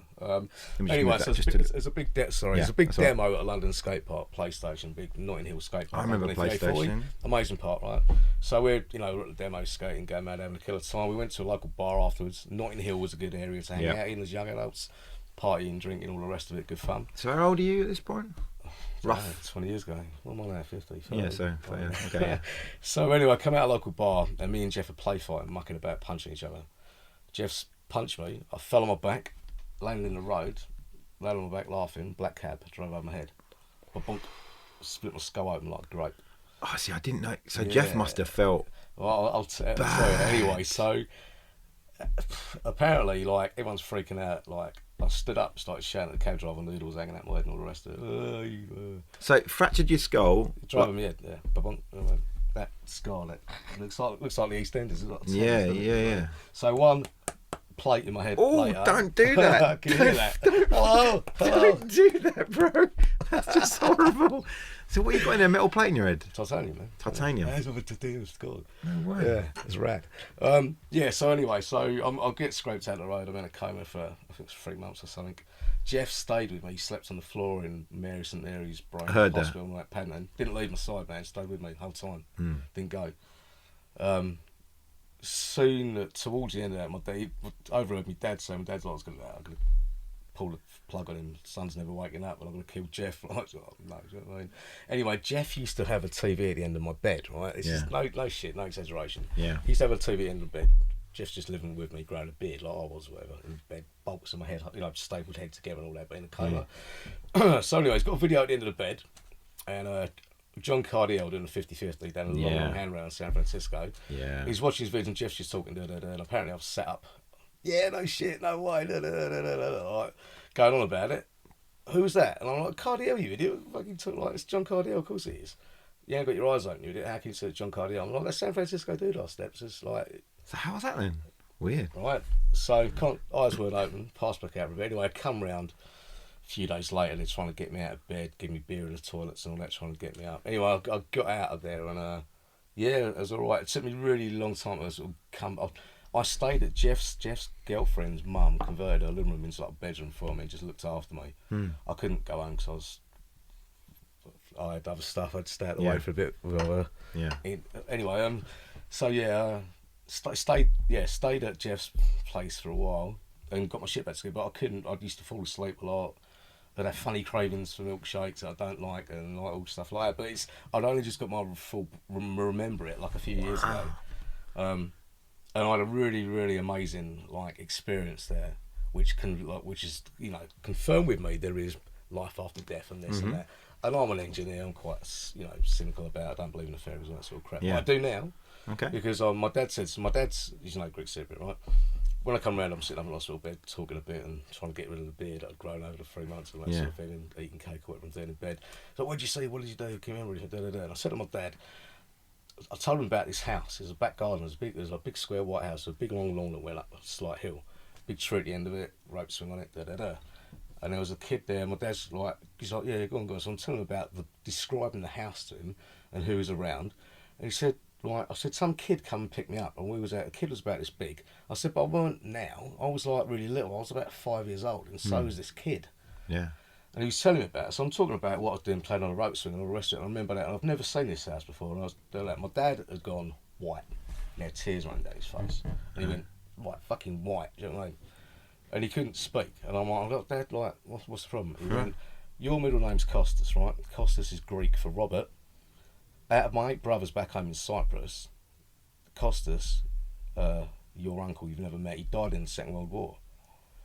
That kid that come and played in the back garden was Costas, and that house you just described was my house when I was a son. That was my back garden. Wow. With the fucking tree and the rope swing and perfect light and all that. Wow. So the kid, my uncle, who I'm named after, his favourite brother, come and got me, and we went to play in the back garden. Wow. How rad's that? You know what I mean? And I just told him. That must have freaked he's you down, never right? he's never told me any of that because his brother died in the Second World War, and he's never described it. I've never seen any pictures. I've spoken to a few professors about it. Oh, it might be DNA memory, but I was like, I described too much. Like, so I now know a few other things happened, like which I now know them to be other people that were in my life or related that I've never met. Okay. And they're in the background. Like, I saw something on Facebook the other day about it, about a dead dog coming on a rainbow to get you in your hospital bed. And I'm like, there were dogs playing about, and now clock what they were. They were our dogs when they were kids. So I know when it's your turn to go, and we all go there. Yeah. Just wait your turn because you'll be hooked up with everyone else. Yeah. But you know what makes it really a funny one on it, in all honesty? It makes me feel guilty sometimes because when I've been depressed, I'm like, fuck this, I want to go now. I don't want to be here. Yeah. I know it's good and it's better. Why am I here doing that? Like, when I don't need to do this shit. Yeah. Obviously, you can't kill yourself, but it makes you feel, hang on, I've got a fat, you know, I've got a daughter and this and that. Don't think that, no, fuck you, I'd rather go now. I either get it by bus because it's just, it's like, now I know what's there and it's not, you're not going to rot and be worm food and that's the rest of it. I know, I've seen it, I've been there. I've done it. And I told my dad and he wouldn't have known any of that shit. So that's changed the way you at times. Yeah. I know, like life's life. You just sort of live. Most days, you just live your life and do what you got to do. But yeah, no, it's given me a really big zest for life. You only get one crack at it, and I've read a couple of books on how people who have had near-death experiences, transformed by the light, stuff like that. It changes your life, or it gives you a zest, and you don't fear death. Put me on a motorbike or anything, I don't care. I'm just go for it. I'm not scared of anything. you were kind of like that before, though. Yeah, I guess a bit, but like, it definitely confirms the zest for life. And go for it. Don't sit there pondering. That's big, though, man. Go for it, because you get one crack here, and it goes so quick. So live your life, get the max out of every day. I mean, that's a big story, man. Not just what you got in that vision or whatever, man, but like the whole thing with Jeff. I didn't realise Jeff must have felt like for those months, knocked you over, and then you get, you know, and then the cab driver. He's, you know, my dad was a cab driver. He's just trying to do his thing. Poor bloke was trying to nick him for reckless driving and all the rest of it. How do you think he felt? Some prat in the road, like, yeah. You know what I mean? Geezer's just doing his job, man. And so you were in a coma for how many months? 3 months. That's a chunk. So you come out all tired and all muscles all gone to jelly. And yeah. Like just come out of Auschwitz or something. How long did it take to kind of get back to like, I'm back to me? I started skating again probably about 8 months, 10 months after, but real slow and like a little weak girl. Time. Yeah. I'll still drive. I wasn't street skating, just riding ramps, like. But yeah. But I've had a lot of injuries, like, and I'm a bit. My eyesight's going on the piss now. And I'm like, say I'm 50, and my eyesight, my depth of perception, all that sort of. Oh, don't, mate. That's this the worst happens, one. mate. I hate wearing glasses. I can't skate with glasses. No, I hear what you say. I mean, I've worn glasses all my life, but like, yeah, once you hit your 40s, mate, everything starts to show its rot, doesn't it? It's just the way it goes. And you got to like do. That's why I'm enjoying getting a bit fitter now, because it's like if you don't use stuff, you do lose it. Absolutely. Do you know what I mean? But if you overuse it at this age, you lose it as well. I don't know. I mean, like if you really like, you probably need like, you know, you need to like think about recovery and whatever. Like you say, like you got shin splints. You're at the gym doing extra stuff to build. Just like, to train I had a guy. bits, I had my mate Darren on the podcast. He's an ex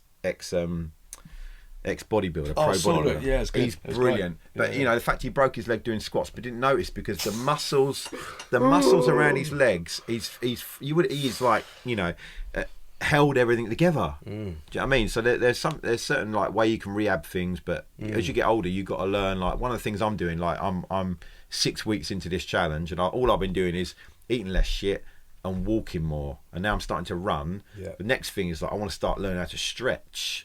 And get bendy. Because I can feel that I'm a bit of a long bird. You know what I mean? I feel myself being a bit like doing a robot trying to get cereal in the morning and shit. Saying that though about pushing yourself, if I finish work and go straight home, I'm finished. If I finish work and go straight down the gym, you get energy. I come out the gym, I feel like I'm 25 years old again. I want to skate. I'm going mad. I'm like, it's good for you. My mate, who's a personal trainer, who I skate with, lovely bloke, Steve Wilmore, and amazing. If you want any personal training, he's got his own gym in Harlow. Fucking guy rules, man. You want to see him? He's amazing and a great skateboarder. What gym do you go to when you go? I go to the ones in Enfield. Like you can, if you join one membership, you can use all the council gyms in Enfield. So you've got like 5 gyms, 2 of them, 3 of them got. Is that like Pure Gym and all that stuff? No, not Pure. It's like Enfield Fusion, I think. Okay. So it's Albany, skate park behind it, and the pool. Southbury Road, skate park next door. It's got a pool. South Gate's got. I've seen a pattern here. So there's like, you know, there's water and there's Yeah. Yeah. But I mean, I'll just go in and smash a day, or I'll have a day on, day off, day on, day off. So I've got time to recovery. And it's good. When I don't do that, I feel like crap. And my mate, Steve said to me, Steve Wilmore, Toronto guy, he said, like, don't stop doing what you're doing. We look at monkeys and apes, man, an orangutan. An orangutan doesn't get to, I'm 25 years old now, I can do this no more. It swings around the trees until it's fucking dead. Just do it. Get on with it. Well, I've noticed that about you. Like, you've always been in fairly good shape. I know you like, at times we all get a bit whatever, but like I remember, like, when we were skating, I'm going to drop him in it, but Neil from Chinkford, right? He still skates, but at a certain point he put on a lot of size, I remember, because then he'd come to the boys club and he'd skate like hell just to sweat to get his weight off. And I remember I was still like, I was so skinny when I was younger, but then, like you say, as the years have gone on and I got a really sedentary job based around meetings and food and weird hours and stuff, and it wasn't doing this. You notice it sort of goes. It's not good, man. And but I think you've always looked like that. You've always looked like a bit of a madman in the gym or rugby or whatever. And there is something that said, like, keeping active helps you. You got to. And if you want to keep doing what you're doing, and I do, can't stop, won't stop. I'm a full-on skateboard riding junkie. And I need to recover stuff, and I need to work on stuff to stop things hurting or to perform better. And I am getting older. But I'm never going to stop doing what I do.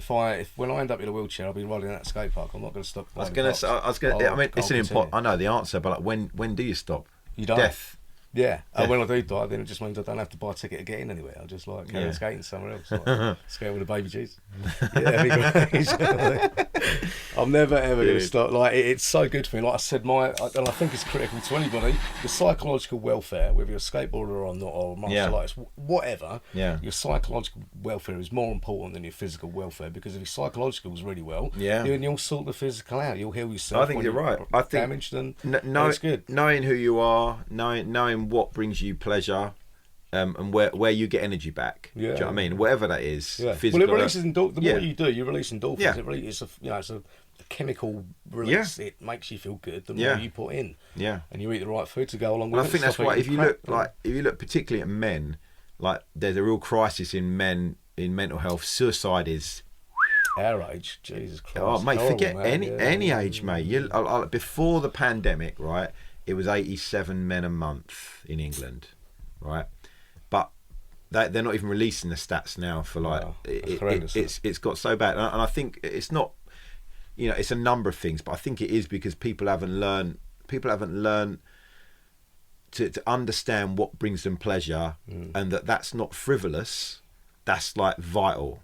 You've got to do things that you enjoy. You've got to do things that bring you pleasure. And it's not selfish. It's the least selfish thing you can do is look after yourself. Because if you do that, then everything else will be improved. Not perfect. Nothing. No one's perfect, but it gets improved. You got to learn to recognise the social conditioning which we all get put under. Though we're all one is like this, do that, say like that, look like that, buy this, eat that, do this, do that. The stuff we get pumped into it should be. It's criminal. Oh, mate. Our diets, this, that, the other, blah, blah, blah. You could write books on... It shouldn't be allowed. Why is it allowed? Cigars got a warning on the side of it. This will cause, it does, it's carcinogenic, So is processed meat, and has been for years, and publicly known. It's, one processed hamburger is like smoking 5 fags, the same amount of cancer toxins in it. But you'll see a woman feeding a kid McDonald's, kid have that. If you saw the same woman giving a kid 5 fags, you go mental. So why isn't it on products that are carcinogenic, and it's been known for years, it's a medical fact? Why doesn't it say on processed meat or whatever it is, this is carcinogenic, by the way, a class 1, same as a cigarette. So before you feed your kid this, you're giving it a class 1 carcinogen. Because that don't sell as much, does it? But how come it's right with someone for the others, though? Get your new Marlboro Big Mac. It doesn't work as well, does it? Do you hear about... you can light it or eat it. Do you hear about freaking... we don't go to... You can go forever down this road, can't you? But, like, Johnson & Johnson, do you hear about all the lawsuits at the moment about their baby food? Loads of stuff. All of it. Dude, 38,000 individual cases because their baby powder is carcinogenic. And you rub it all over and they're trying to... these cheeky bastards are trying, allegedly... I use it myself. They're trying to get it... Put it all into another company so they can make it bankrupt and not pay anything. All these cases. Dude, that's a rad idea. It's just arseholes. Anyway. No way. Dude, there's loads of it, isn't there? It's heartbreaking, isn't it? You start thinking about it, and the more you hear, ignorance is bliss, and it's so true. But this is there's it, man. Like horrible stuff out there. And anyone like I come across, and they're like, I don't believe in evil. It's like you not been watching, because there's some people out there who just are wrong uns, mate, and they're not wrong uns by accident. Like you say, they know what they're doing heavily. Yeah. It is a curveball. It's a curveball, which occurred to me, which I thought I'd talk to you about, and I thought I'd see how it goes before this. The first girl I ever kissed, you married. Claire. You took her virginity of my wife, sir. My wife. Dude. Oh shit. Yeah, and I remember when you married, when I heard like, oh, dude, Matt married Claire. I was like, I won't bring that up. It seems a bit awkward. I was married to a woman. She never mentioned you ever. Like, mate, it's probably mate. When you've had the best, mate, and then you marry for money or something, right? You don't want to bring it up. But yeah, no, literally when I was at school, she was like, I was hanging around with her, a bunch of friends. Are you saying like she was like a year below me or something? I can't remember. Or a couple of years, I don't know. She was my year.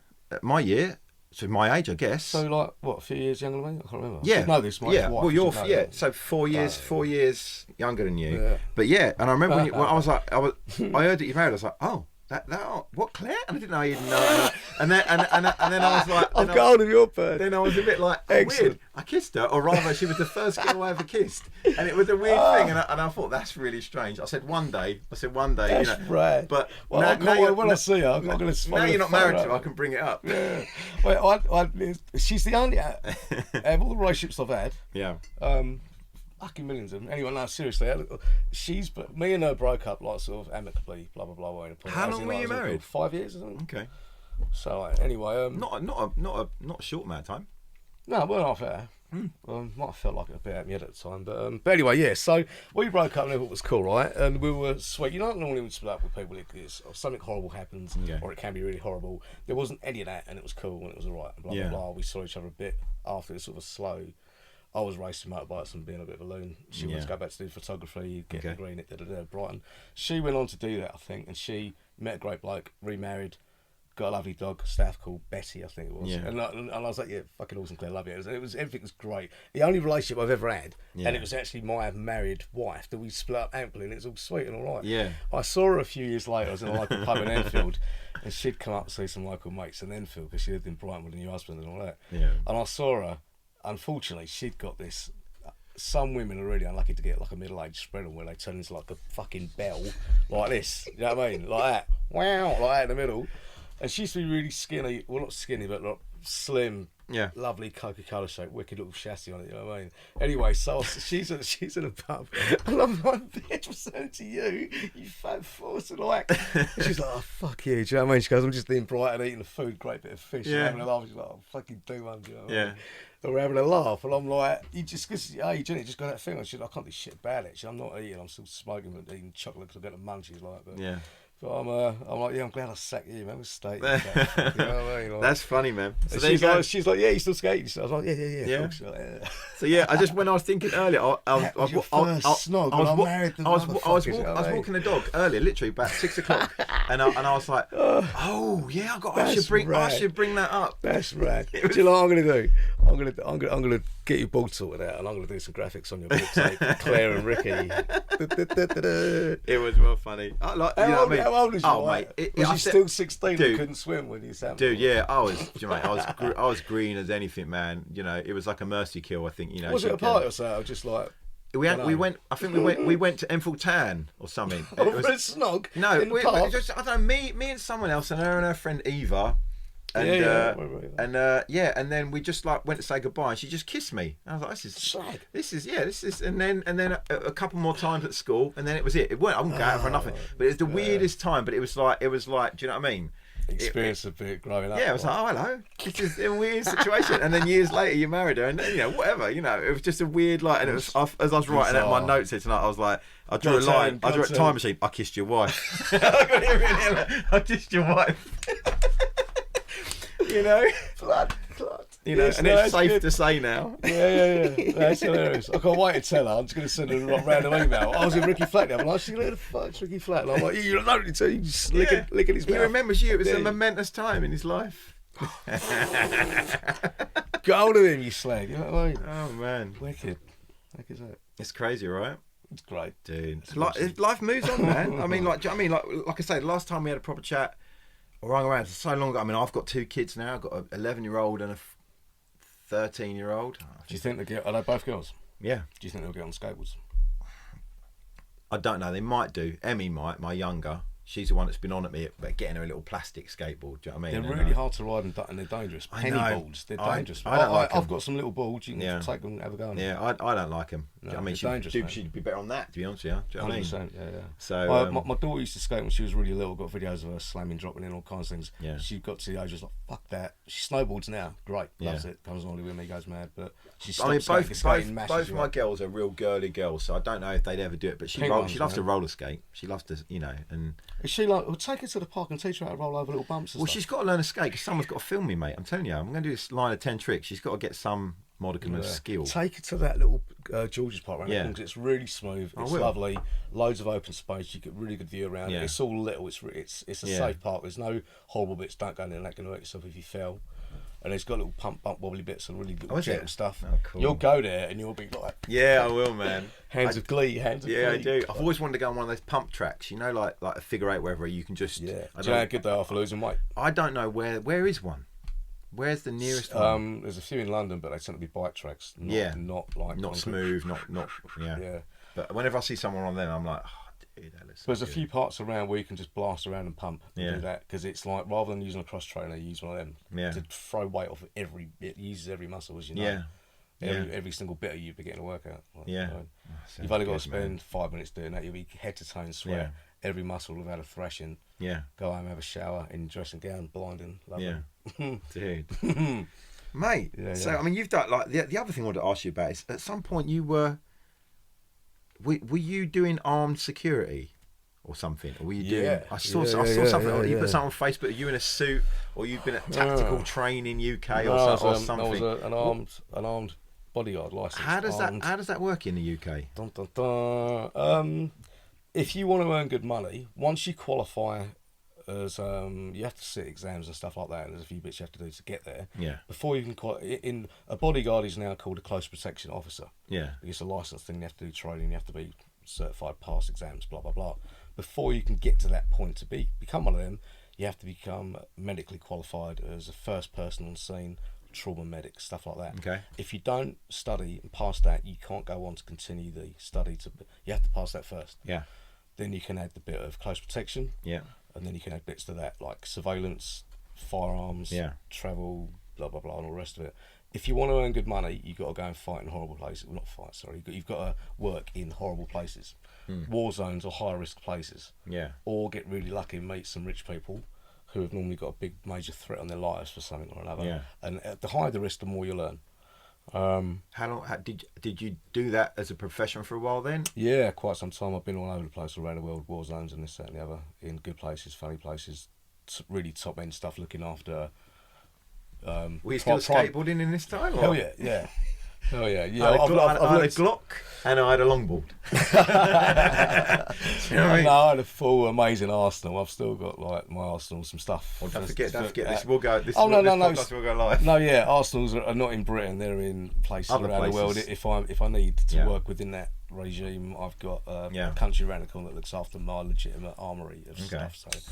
So, but yeah, if you want to go abroad and earn good money, you can earn really, really good money. If you want to stay here and do it, you're not going to earn great big money. And it's a bit of an hassle, but I love it. But when my daughter got to an age where Dad's going away and all that, and I'm scared he might not come back, then I stopped doing it because I don't want to put my daughter to any worry. So, but I love the job; it's great. When I go to certain countries, I'll grow a beard and I walk around smelling like shit. I look like a local. I don't get shot at, as opposed to some people jump around looking like toy soldiers. And they get shot at every 30 seconds. Did you ever get into any situations? Loads. Were you at to pull or were you at to fire? Yeah, loads. How much can you talk about that? Because that's fun. I still get job offers now, so you don't want to burn your bridges. Really. That's fair enough. I don't want to get back into it, but I really do miss it, and I get a lot of job offers for stuff. And you never know. Yeah. If my daughter said, "Dad, go for it." But there's you can't see. The thing is, if you're really good at your job, and you train in conflicts and how to miss it, not conflicts and how to get hold of people and win. Yeah. You train how to avoid it. Like all the stuff you see, like I went to Geneva to get my handgun license. All the stuff I'm teaching my daughter and my missus to defensive shoot now with handguns. I saw that. Are they with pellets? Pellet guns? Yeah, they're Gas pellet guns, guns, gas but they're guns. exact copies of a real handgun. Yeah, I'm going to get one. Sig Sauer. I saw one. I'm going to get the Bubba Yaga.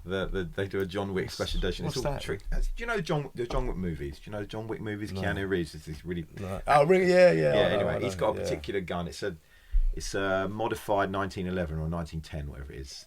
1911. Yeah, but it's got like a copper barrel, and it's but they do an exact replica. Well, like a hip hop gun, is it gold? No, it's just because it was in the film. It's Taran Tactical who redid all the whole thing. It's stock 1911 and did it up and stuff. So I'm wanting to get one in here just for having. I've got swords and stuff. Well, the thing is about a lot I was going to say about handguns is the reason I'm teaching my kids, my daughter and my missus to do it is so later on in life. My daughter's 20 now. Later on in life, when she goes travelling around the world, she's 20. Yeah.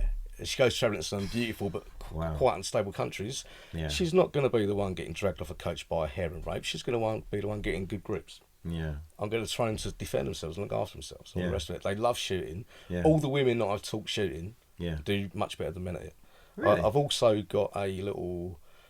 Why is that? I did have a small friend like a game shoot. Yeah. But I've still got the rights to shoot on the ground, so I use it for training now. I don't shoot any animals anymore. I just use it for training. Yeah. And my daughter's been raised. She was shooting shotguns when she was 5 or 6 years old, little 410, and the girls love it. I think women shoot really well because they don't have a macho ego. No bravado. They listen to what they're meant to be doing, and they do really well. Yeah. Yeah. And even Sky now, she remembers stuff. Yeah. Sky, my missus she's never shot before, but she loves it. Yeah. And she wants to. We're going shooting this Saturday. Yeah. She wants everything. She wants machine guns. She wants fucking. I said, look, we'll go to Thailand. You can shoot fully autos out there. Yeah. I can teach you how to run through a building with a machine pistol. Like, you love it. It's good fun. You know what I mean? So yeah. I shot some. We went to the class. We went to with a friend of mine to Colorado. And we went to the Magnum Force gun range and we met a Greek guy there. Funny enough, he was brilliant. He took us under his wing and we shot as many guns as we wanted and all that. So first gun I ever shot was an Uzi, which was full size one. Yeah. Yeah, disappointing. Horrible things. Yeah. And but I really enjoyed it, and I thought I'm doing quite good here. But I'm on a range and it's all controlled and everything. But then later on we were.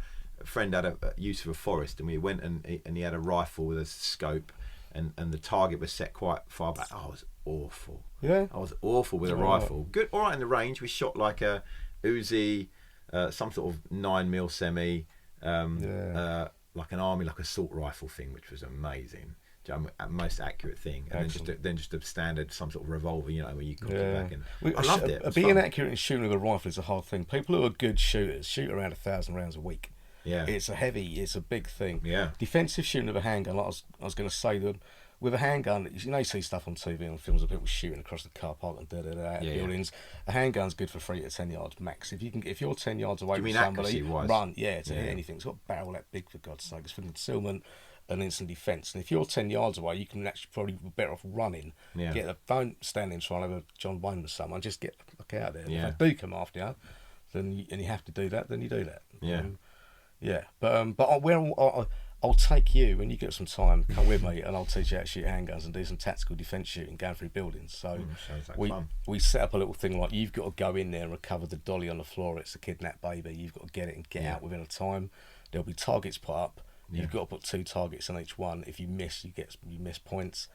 If you don't hit all the targets, you miss points, and you'll be timed doing it. So the one who gets 2 in each target and gets the baby and the quickest time, you'll win, and you'll win a pack of Jaffa cakes and a beer or something. Yeah. But it's fun, and you can time each other, and you can have a marshal standing 10 yards away with a BB gun, which will sting, so he can act like the enemy coming after you. If you don't get the baby and get out, then you've been discovered and you're going to get shot at. Yeah. And we'll shoot it with a BB gun because they do sting. Like, it adds more fun. I bet they do. Because they do sting. Well, it's like when you go paintballing. If you go paintballing, you wear next to nothing, just wear the overalls. So if you get hit by a paintball, it hurts because it adds more realism to it.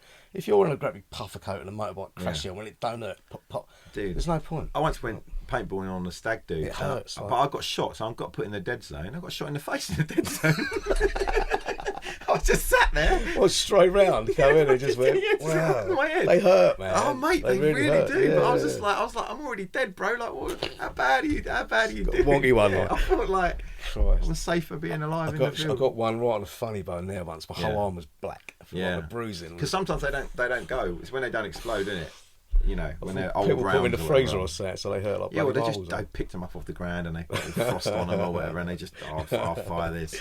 Yeah. But I say guns are just machines, and people they're just machines from putting a projectile from point A to B. That's all they are. You don't have to kill with them. I don't kill animals anymore. I don't eat animals anymore. Tell me about that. So do you dare use the word vegan, or are you just like I'm a chegan. I'm a cheating vegan. I've always, when my daughter was, when she was young, the only food in my house, the only meat in my house is what I shot on my things, because it's fresh, it's good, the animals had a great life and a great welfare.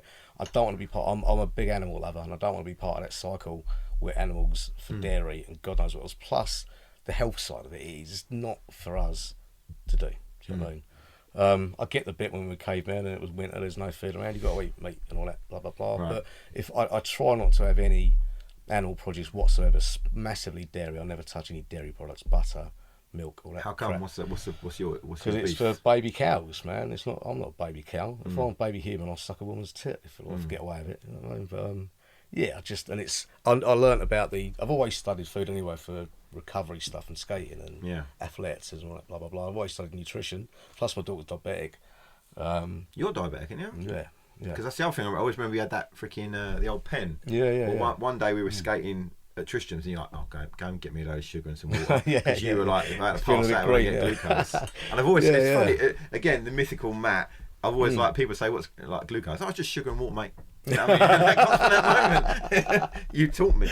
Yeah, there you go. But so like I was saying, guns aren't evil, they're just bits of tools, they're just a kit. And you don't need to shoot animals or anything or be horrible with them. Like, you can go clay pigeon shooting's great fun. Target shooting, tactical shooting practices, different drills. It's good fun, and you don't have to use a real fire. If you want to go somewhere, you can go to France and shoot. Yeah. Like fully wide guns. They're just good fun. So I make a racket and they're fun. And I love them. They're great. Yeah. I highly encourage everyone should have a gun. So you did that, but now I was right. You work on heavy plant. Yeah, I've also been an engineer, being Greek. But Greeks love guns. But you didn't study that. I did. Oh, but I always thought, but you were naturally good with that stuff anyway. Or you took things apart on board. Being Greek. Yeah, is it the Greek thing? Greek. Yeah, Greeks Greek men are all mechanics and love shooting, don't they? So they do. All the other Greek men I know are not mechanics, bro. No, they're just like into finance entrepreneurs. They like own restaurants. Our restaurants. That's all right. That's all right. Yeah, as long as they're not estate agents. Nothing. Yeah, because I remember you had a crazy bike when you lived where your dad lived and where Carol Chamberlain used to live. Matt's always out on his bike or whatever. And you had that ridiculous bike with nitrous on it. Yes, 300 brake horsepower. I've 300 brake horsepower in a bike. 200. How much does that bike weigh?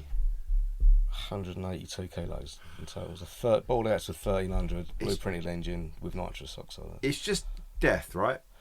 Every time I rode it, it did terrify me. It was a bit much, to tell the truth. It was a drag race engine put into a road going chassis, and it just hunted and killed everything. It was a dangerous bike. You know? Yeah, but it got the front cover of a magazine, and it terrified me regularly. And I had a business building race bikes and engines and engine tuning and stuff like that. So, but I got that because when I was young, my dad used to race hot rod cars, American hot rods. So I was always helping. Did your dad have an old loads car? Of American Mustangs and hot rods and all that. Yeah, it's just scream about.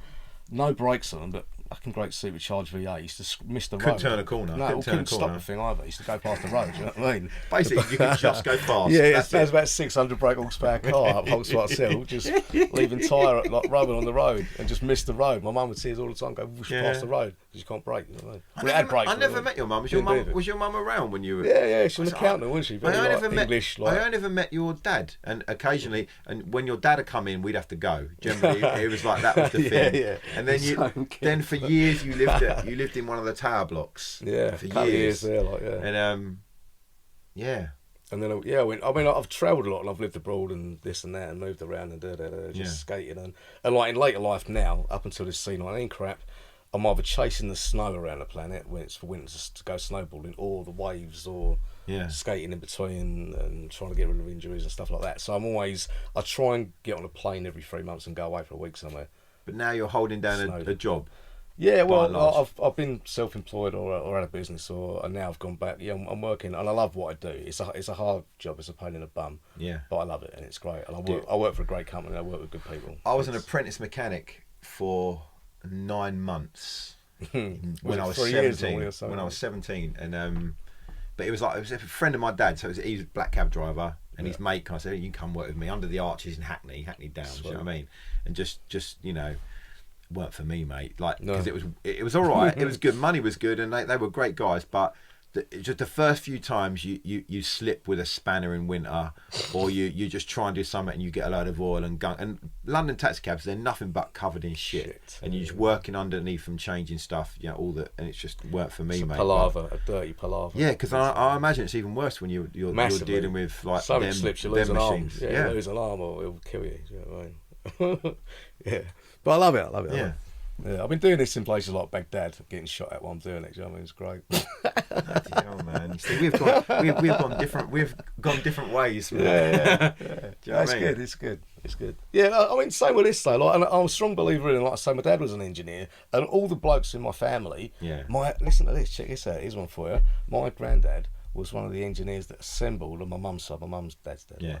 He was one of the guys that assembled the Sir Douglas Bader's bouncing bomb. Really? Yeah, man. Blew that fucking thing to pieces. You know? Dude, those generations are something else. The things they've done See compared to now. You see that little, just up behind you on that shelf, that little knife? Yeah. That's my dad's knife. He was in a tank regiment. Wow. And you can't quite see it, but on the sheath or whatever, he carved the name of every town he went to while he was at war in a tank regiment. And I keep that knife up there. It's a little French knife, and it's can't cut. So he was in Europe. With a regiment out there. That's amazing, mate. And I often look Real at that. Heroes, bro. But I look Real at that heroes. and I think, what has that knife seen? Yeah. Like, where's that knife been? Well, there's no exaggeration. That's a tool from the hero that we wouldn't be if it wasn't for them. Yeah. I'd say is it Remembrance Sunday we have over? I can't remember. Yeah. It wells me with tears. I'm my daughter at the moment, and she probably will for a while, and my missus are both carers, and I think it's the most noble job you can do. What they've done for us, we wouldn't be here. People don't seem to get that in their little heads. We wouldn't be here. Even the Second World War, just the Second World War on its own, it went on for 6 years. Yeah. All that for 6 years. You know what I mean? And what we did and what we achieved. It's unbelievable. Yeah. And they're all sitting there moaning about something. Like, and now we're all, the way we're treating them now. I know. Oh, mate. I know. Has she been affected by that? Has she lost her job or anything? Or was she... No, she cracked on. She's great. She won Best Carer of the Month for a couple of years. Did she just do the jab and everything? She hadn't. No, she sticks things up like life. So she managed to stay employed and... Yeah, totally. Good. Try not to stick it. Like, good. They've done fun.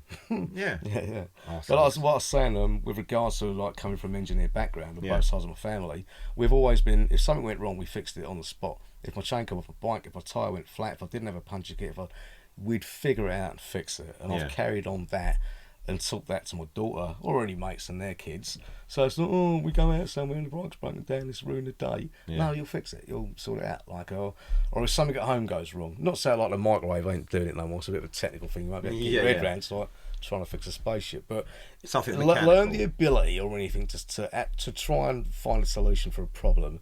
Whatever it is, whether it's a broken hammock or a broken leg, try and sort it out. You'll normally find a... Yeah. Yeah, do you know what I mean? And it's a good way to be. People that said again, I don't know how to put a fuse in a plug or whatever, you just think, you silly bastards, you know what I mean? Yeah. So it's just... there's a friend of mine that talks about, he's an author, man, and he talks about the value of becoming a generalist. Of like knowing a little bit about everything, absolutely, as opposed to just sort of saying, well, this is my lane and everything else I get paid for. You know what I mean? To the point where it's like, if he wants something, if he wanted something fixed in his ass, he'd pay someone to come and do it. But can I work with you and show me? So I won't pay for that again. I mean, if you're away on holiday somewhere and the car breaks down, the beach buggy, or you're on a bicycle or something, or even a cow falls over, whatever. It'll either ruin your day and cause problems. You ain't got solutions for it. Oh shit, what do we do? Or we're stuck in a boat in the middle of the sea and the engine's full.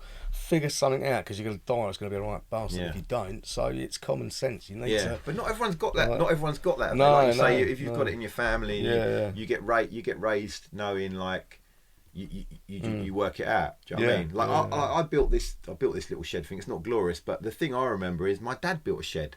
And I never saw him do it or anything, but I was like, this is weird. Like my dad off the back of his found a window, found stuff, and built his shed. Do you know what I mean? His roof leaked, mine don't. But like, do you know what I mean? It's like it is. You do like what you see. You do a little bit with your family and stuff like that. And it's important with your kids to like try and show them. Don't just buy them another thing. But I tell you, when I was a kid, Matty used to go around his house.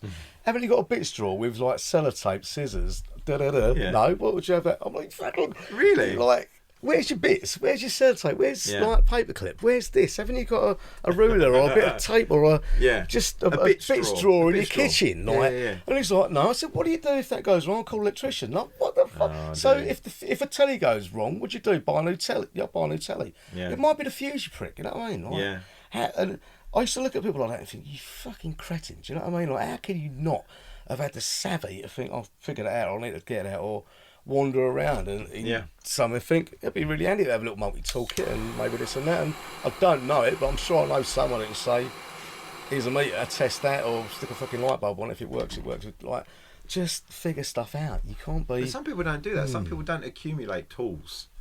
No, some houses have none of it. Yeah, like I've got tools. I remember the one day my dad, I don't know how many of them got because they were bad, but one day, like it was a mythical, like sort of like hand me down of the family treasures. He gave me this one of those old boxes you pulled apart with all these like a nut splitter in it and all this sort of old school stuff you couldn't really use in some ways, but he gave it to me. It was this proud moment of handing down the it will one day, years later, you'll pull it out, you'll sweep the dust off it and go, fucking there it is. I'll have that. There's a thing I can use for doing a widget. And it means that whatever you're doing continues. It's not just shit, like end of play. But you've probably still got a proclivity for it, because I was a builder for about 5 years, 6 years. A friend of mine did bricklay, went to night school, learnt bricklaying, and did that for a while. But mate, just never quite got on with it. Super Not well. We did bricklaying with a friend of mine who was a Sparks, and then we went and it was his company and his job. But so we would rewire houses and do extensions, and I just learned to do anything. But I learned that my main skill was destruction. Like if something needed demolition, knocking down, but I wasn't good on. If you wanted a finishing art, if something needed plastering or painting, nah, forget it. But if you want that taken out, and, you know. And I think my dad's probably the same actually. I'd come home sometimes, he'd have ripped a wall out in the house. My mum would be like, I told him not to do it. I went to the shops, I come back, he'd ripped the bloody wall out. Do you know what I mean? So you do get what you get. It's a good thing. And you should don't waste what you've got. Just like, Jesus Christ. Yeah. So mate, it's been great catching up with you, man. And what does the future hold, man? Just more skating, more snowboarding, more surfing. Yeah, as much as I can. See as much as well as I can. Do you ever want to get out of England in the sense of for weather? Yeah, massively. Because you're so hampered, right? We don't get any extremes of weather here, which is good in many ways, but fucking boring and dull. We get the muddy middle. Do you know what I mean? Because that's the other thing. I was like, I'll lose a couple of stone, but I know that probably won't happen until Aprilish, when the weather starts to maybe come out a little bit. Do you want your local gym? You can do that. And there's parks all over the place, man. There's indoor parks. You've got a great little indoor park, St Albans Pioneer Club. We used to go with Pioneer still running? That's still going good and strong. Don't they do that? I saw they used to do a over 40s night. Or something. They still do boy that. Night. Did I send you that photo when they used me for a flyer? No. I'll send you the picture. The archetype. It's a good old shit night, you know what I mean? It's I think it's the first Friday of every month, and it starts at 9 in the evening and goes through. If you want to drink and go mad and music playing, go mental, full on pirate session. Yeah, it's like a party on the Black Pearl. It goes off, you know, and you just do it you like. And there's an outdoor skate park, floodlit, and an indoor bit, and you can do it you like. Great atmosphere, full of blokes, people you probably haven't seen in 30 years. You'll see down there. See, and it's local, man. It's St Albans. That's really near, and that'd be a thing for me. Once I try and get back on to go somewhere where it's like people of my kin. Do you know what I mean? My age. There's a huge group of people who are getting back on their boards as well. People who used to kill it, haven't skated for 20 years, just getting back on it and kind of starting again. But everyone's having fun. Everyone's having a kill time. There's no one going, oh, look at me. Yeah. There's none of that. So skateboarding's not like that. We all start somewhere. And I've got no desire. No. I've got no desire. Sounds bad. I've got no desire to progress technically or anything. In the sense, just want to enjoy. Flow around. Flow around, enjoy. Yeah. I'm sure I can still do some things, and I'll do them when I can. The thing is, the more you flow around, it starts coming without you trying. You'll be flowing around. If your body's in the right position, you've got that sort of momentum.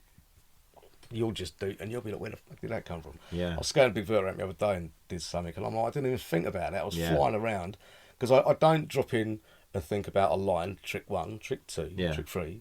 I drop in, go as fast as I can, and use the flow. Use the force, Luke. Use the force. Yeah. The flow takes me where I want to go, and by the time I get to the coping or out the top or whatever, I know what I'm doing because the flow. I'm riding the flow. Yeah.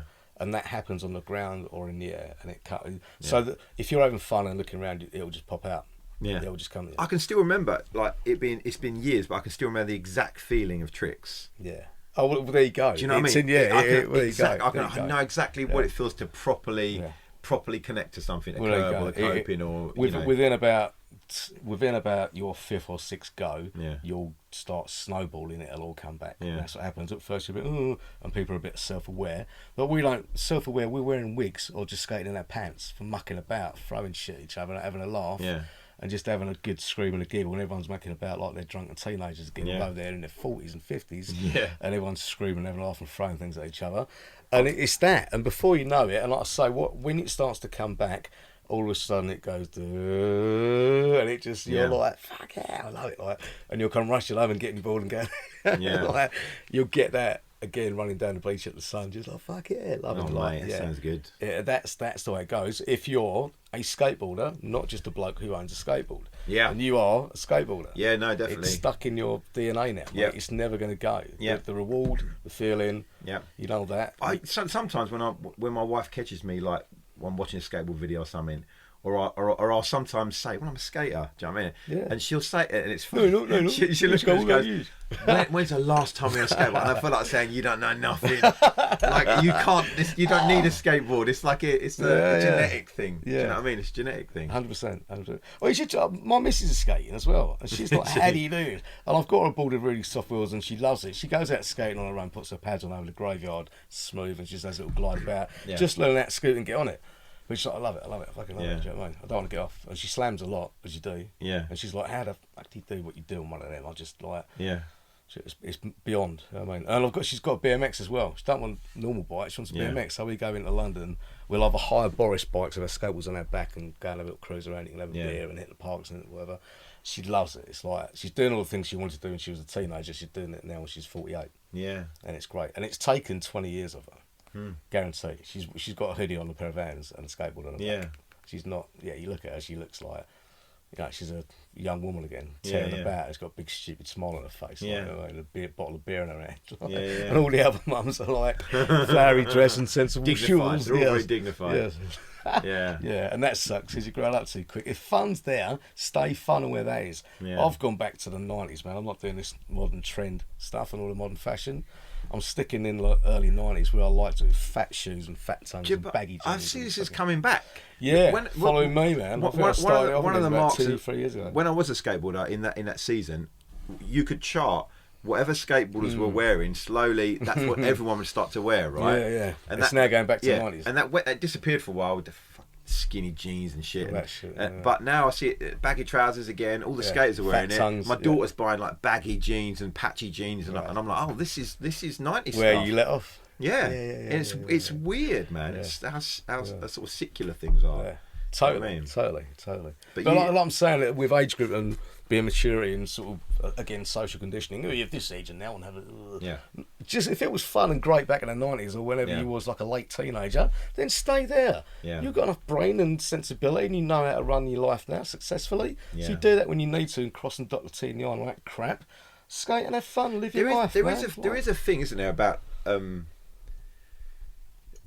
when you do kind of relent to the childhood places in you, life does get worse. Like people, like a lot of when people go into therapy, one of the big things people when they work through stuff with a therapist, a lot of their wounds or lots of stuff they have to go and deal with are young places in them, and part of that is, I think, there's something happens when you take on something where like, I've got to be mature now, or you're forced, like someone is, you know, something bad happens or some abuse or something happens and childhood's kind of taken too soon and they have to jump into these other areas and take responsibility and stuff.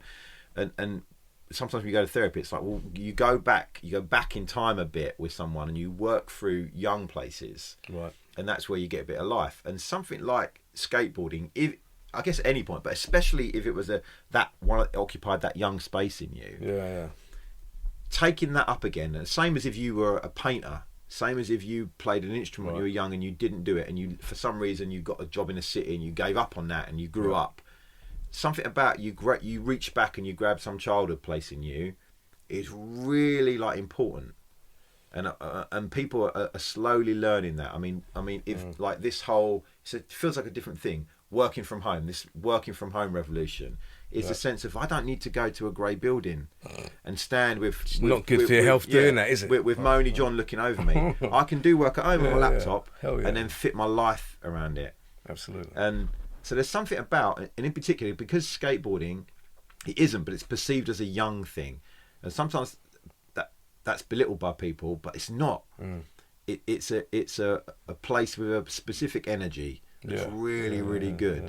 Well, when people who don't know and they just make the assumption that skateboarding is a kid's toy, I say to them, it's like, well, so is swimming, or so is kicking a football, so is riding a bicycle. Yeah. You learn how to swim when you're a kid, and you keep doing it for the rest of your life. Yeah. It's a skill, it's difficult, it's very rewarding. You learn how to ride a skateboard when you're a kid, and if you're any good, you stay on it. Yeah. But if you get any good and you've got a particular talent at that, it will just stick in your life for the rest of your life. Even if you don't ride one for 20 years, you'll still regard yourself as a skateboarder, you'll still notice a slope in the street, you'll still hear a noise, you'll still get a smell. See a six set and you're like, oh. And it will take you back there because it gave you so much pleasure, a positive pleasure as well. And it's in you and it stains in you because it's good for you. Yeah. It's not a negative thing for you. Do you know what I mean? Yeah. And I think for like, and again, I'm probably like trying to act like we're special or something. There was such a sweet spot in the 80s and 90s, wasn't there? It was skateboarding, punk, music, fashion. It was everything. It was you'd skate and then explosion in so many avenues. It was encapsulated the whole. It wasn't like we go out and go on our skateboards. It was a whole thing. Do you know what I mean? Yeah. And I look back, regardless of how well my line of 10 tricks is going to go and whatever happens next, it's like it doesn't matter. I had that anyway, and I'm going to try and get some version of that back. Yeah. Do you know what I mean? Well, I sort of say, the more you do it, and don't push yourself, just learn it, just cruise around and use the flow. And if you stay within the flow, you'll lead a certain way. You'll just do something. It'll just happen without you really thinking about it. Or you might not do it the first or the second time, but you'll go, you know what, I remember that now. Ding, and you'll do it. And when you do that and you haven't done, it'll take you 3 tries to get a no comply or a little basic trick. And when you land it, you will explode with joy. Yeah. And you'll be addicted to it, and you'll be sticker in the kitchen, and you'll be going and you'll be stopping the car and getting your ball out whenever you see something. Yeah, honestly, and it will take 10 years off you, bro. Yeah, it will take 10 years off you there because you know it, And speak to your friends that used to skate and tell them to do the same because it's damn good for you. It really is. Friends there's a guy I saw on the pub the other night. Is James.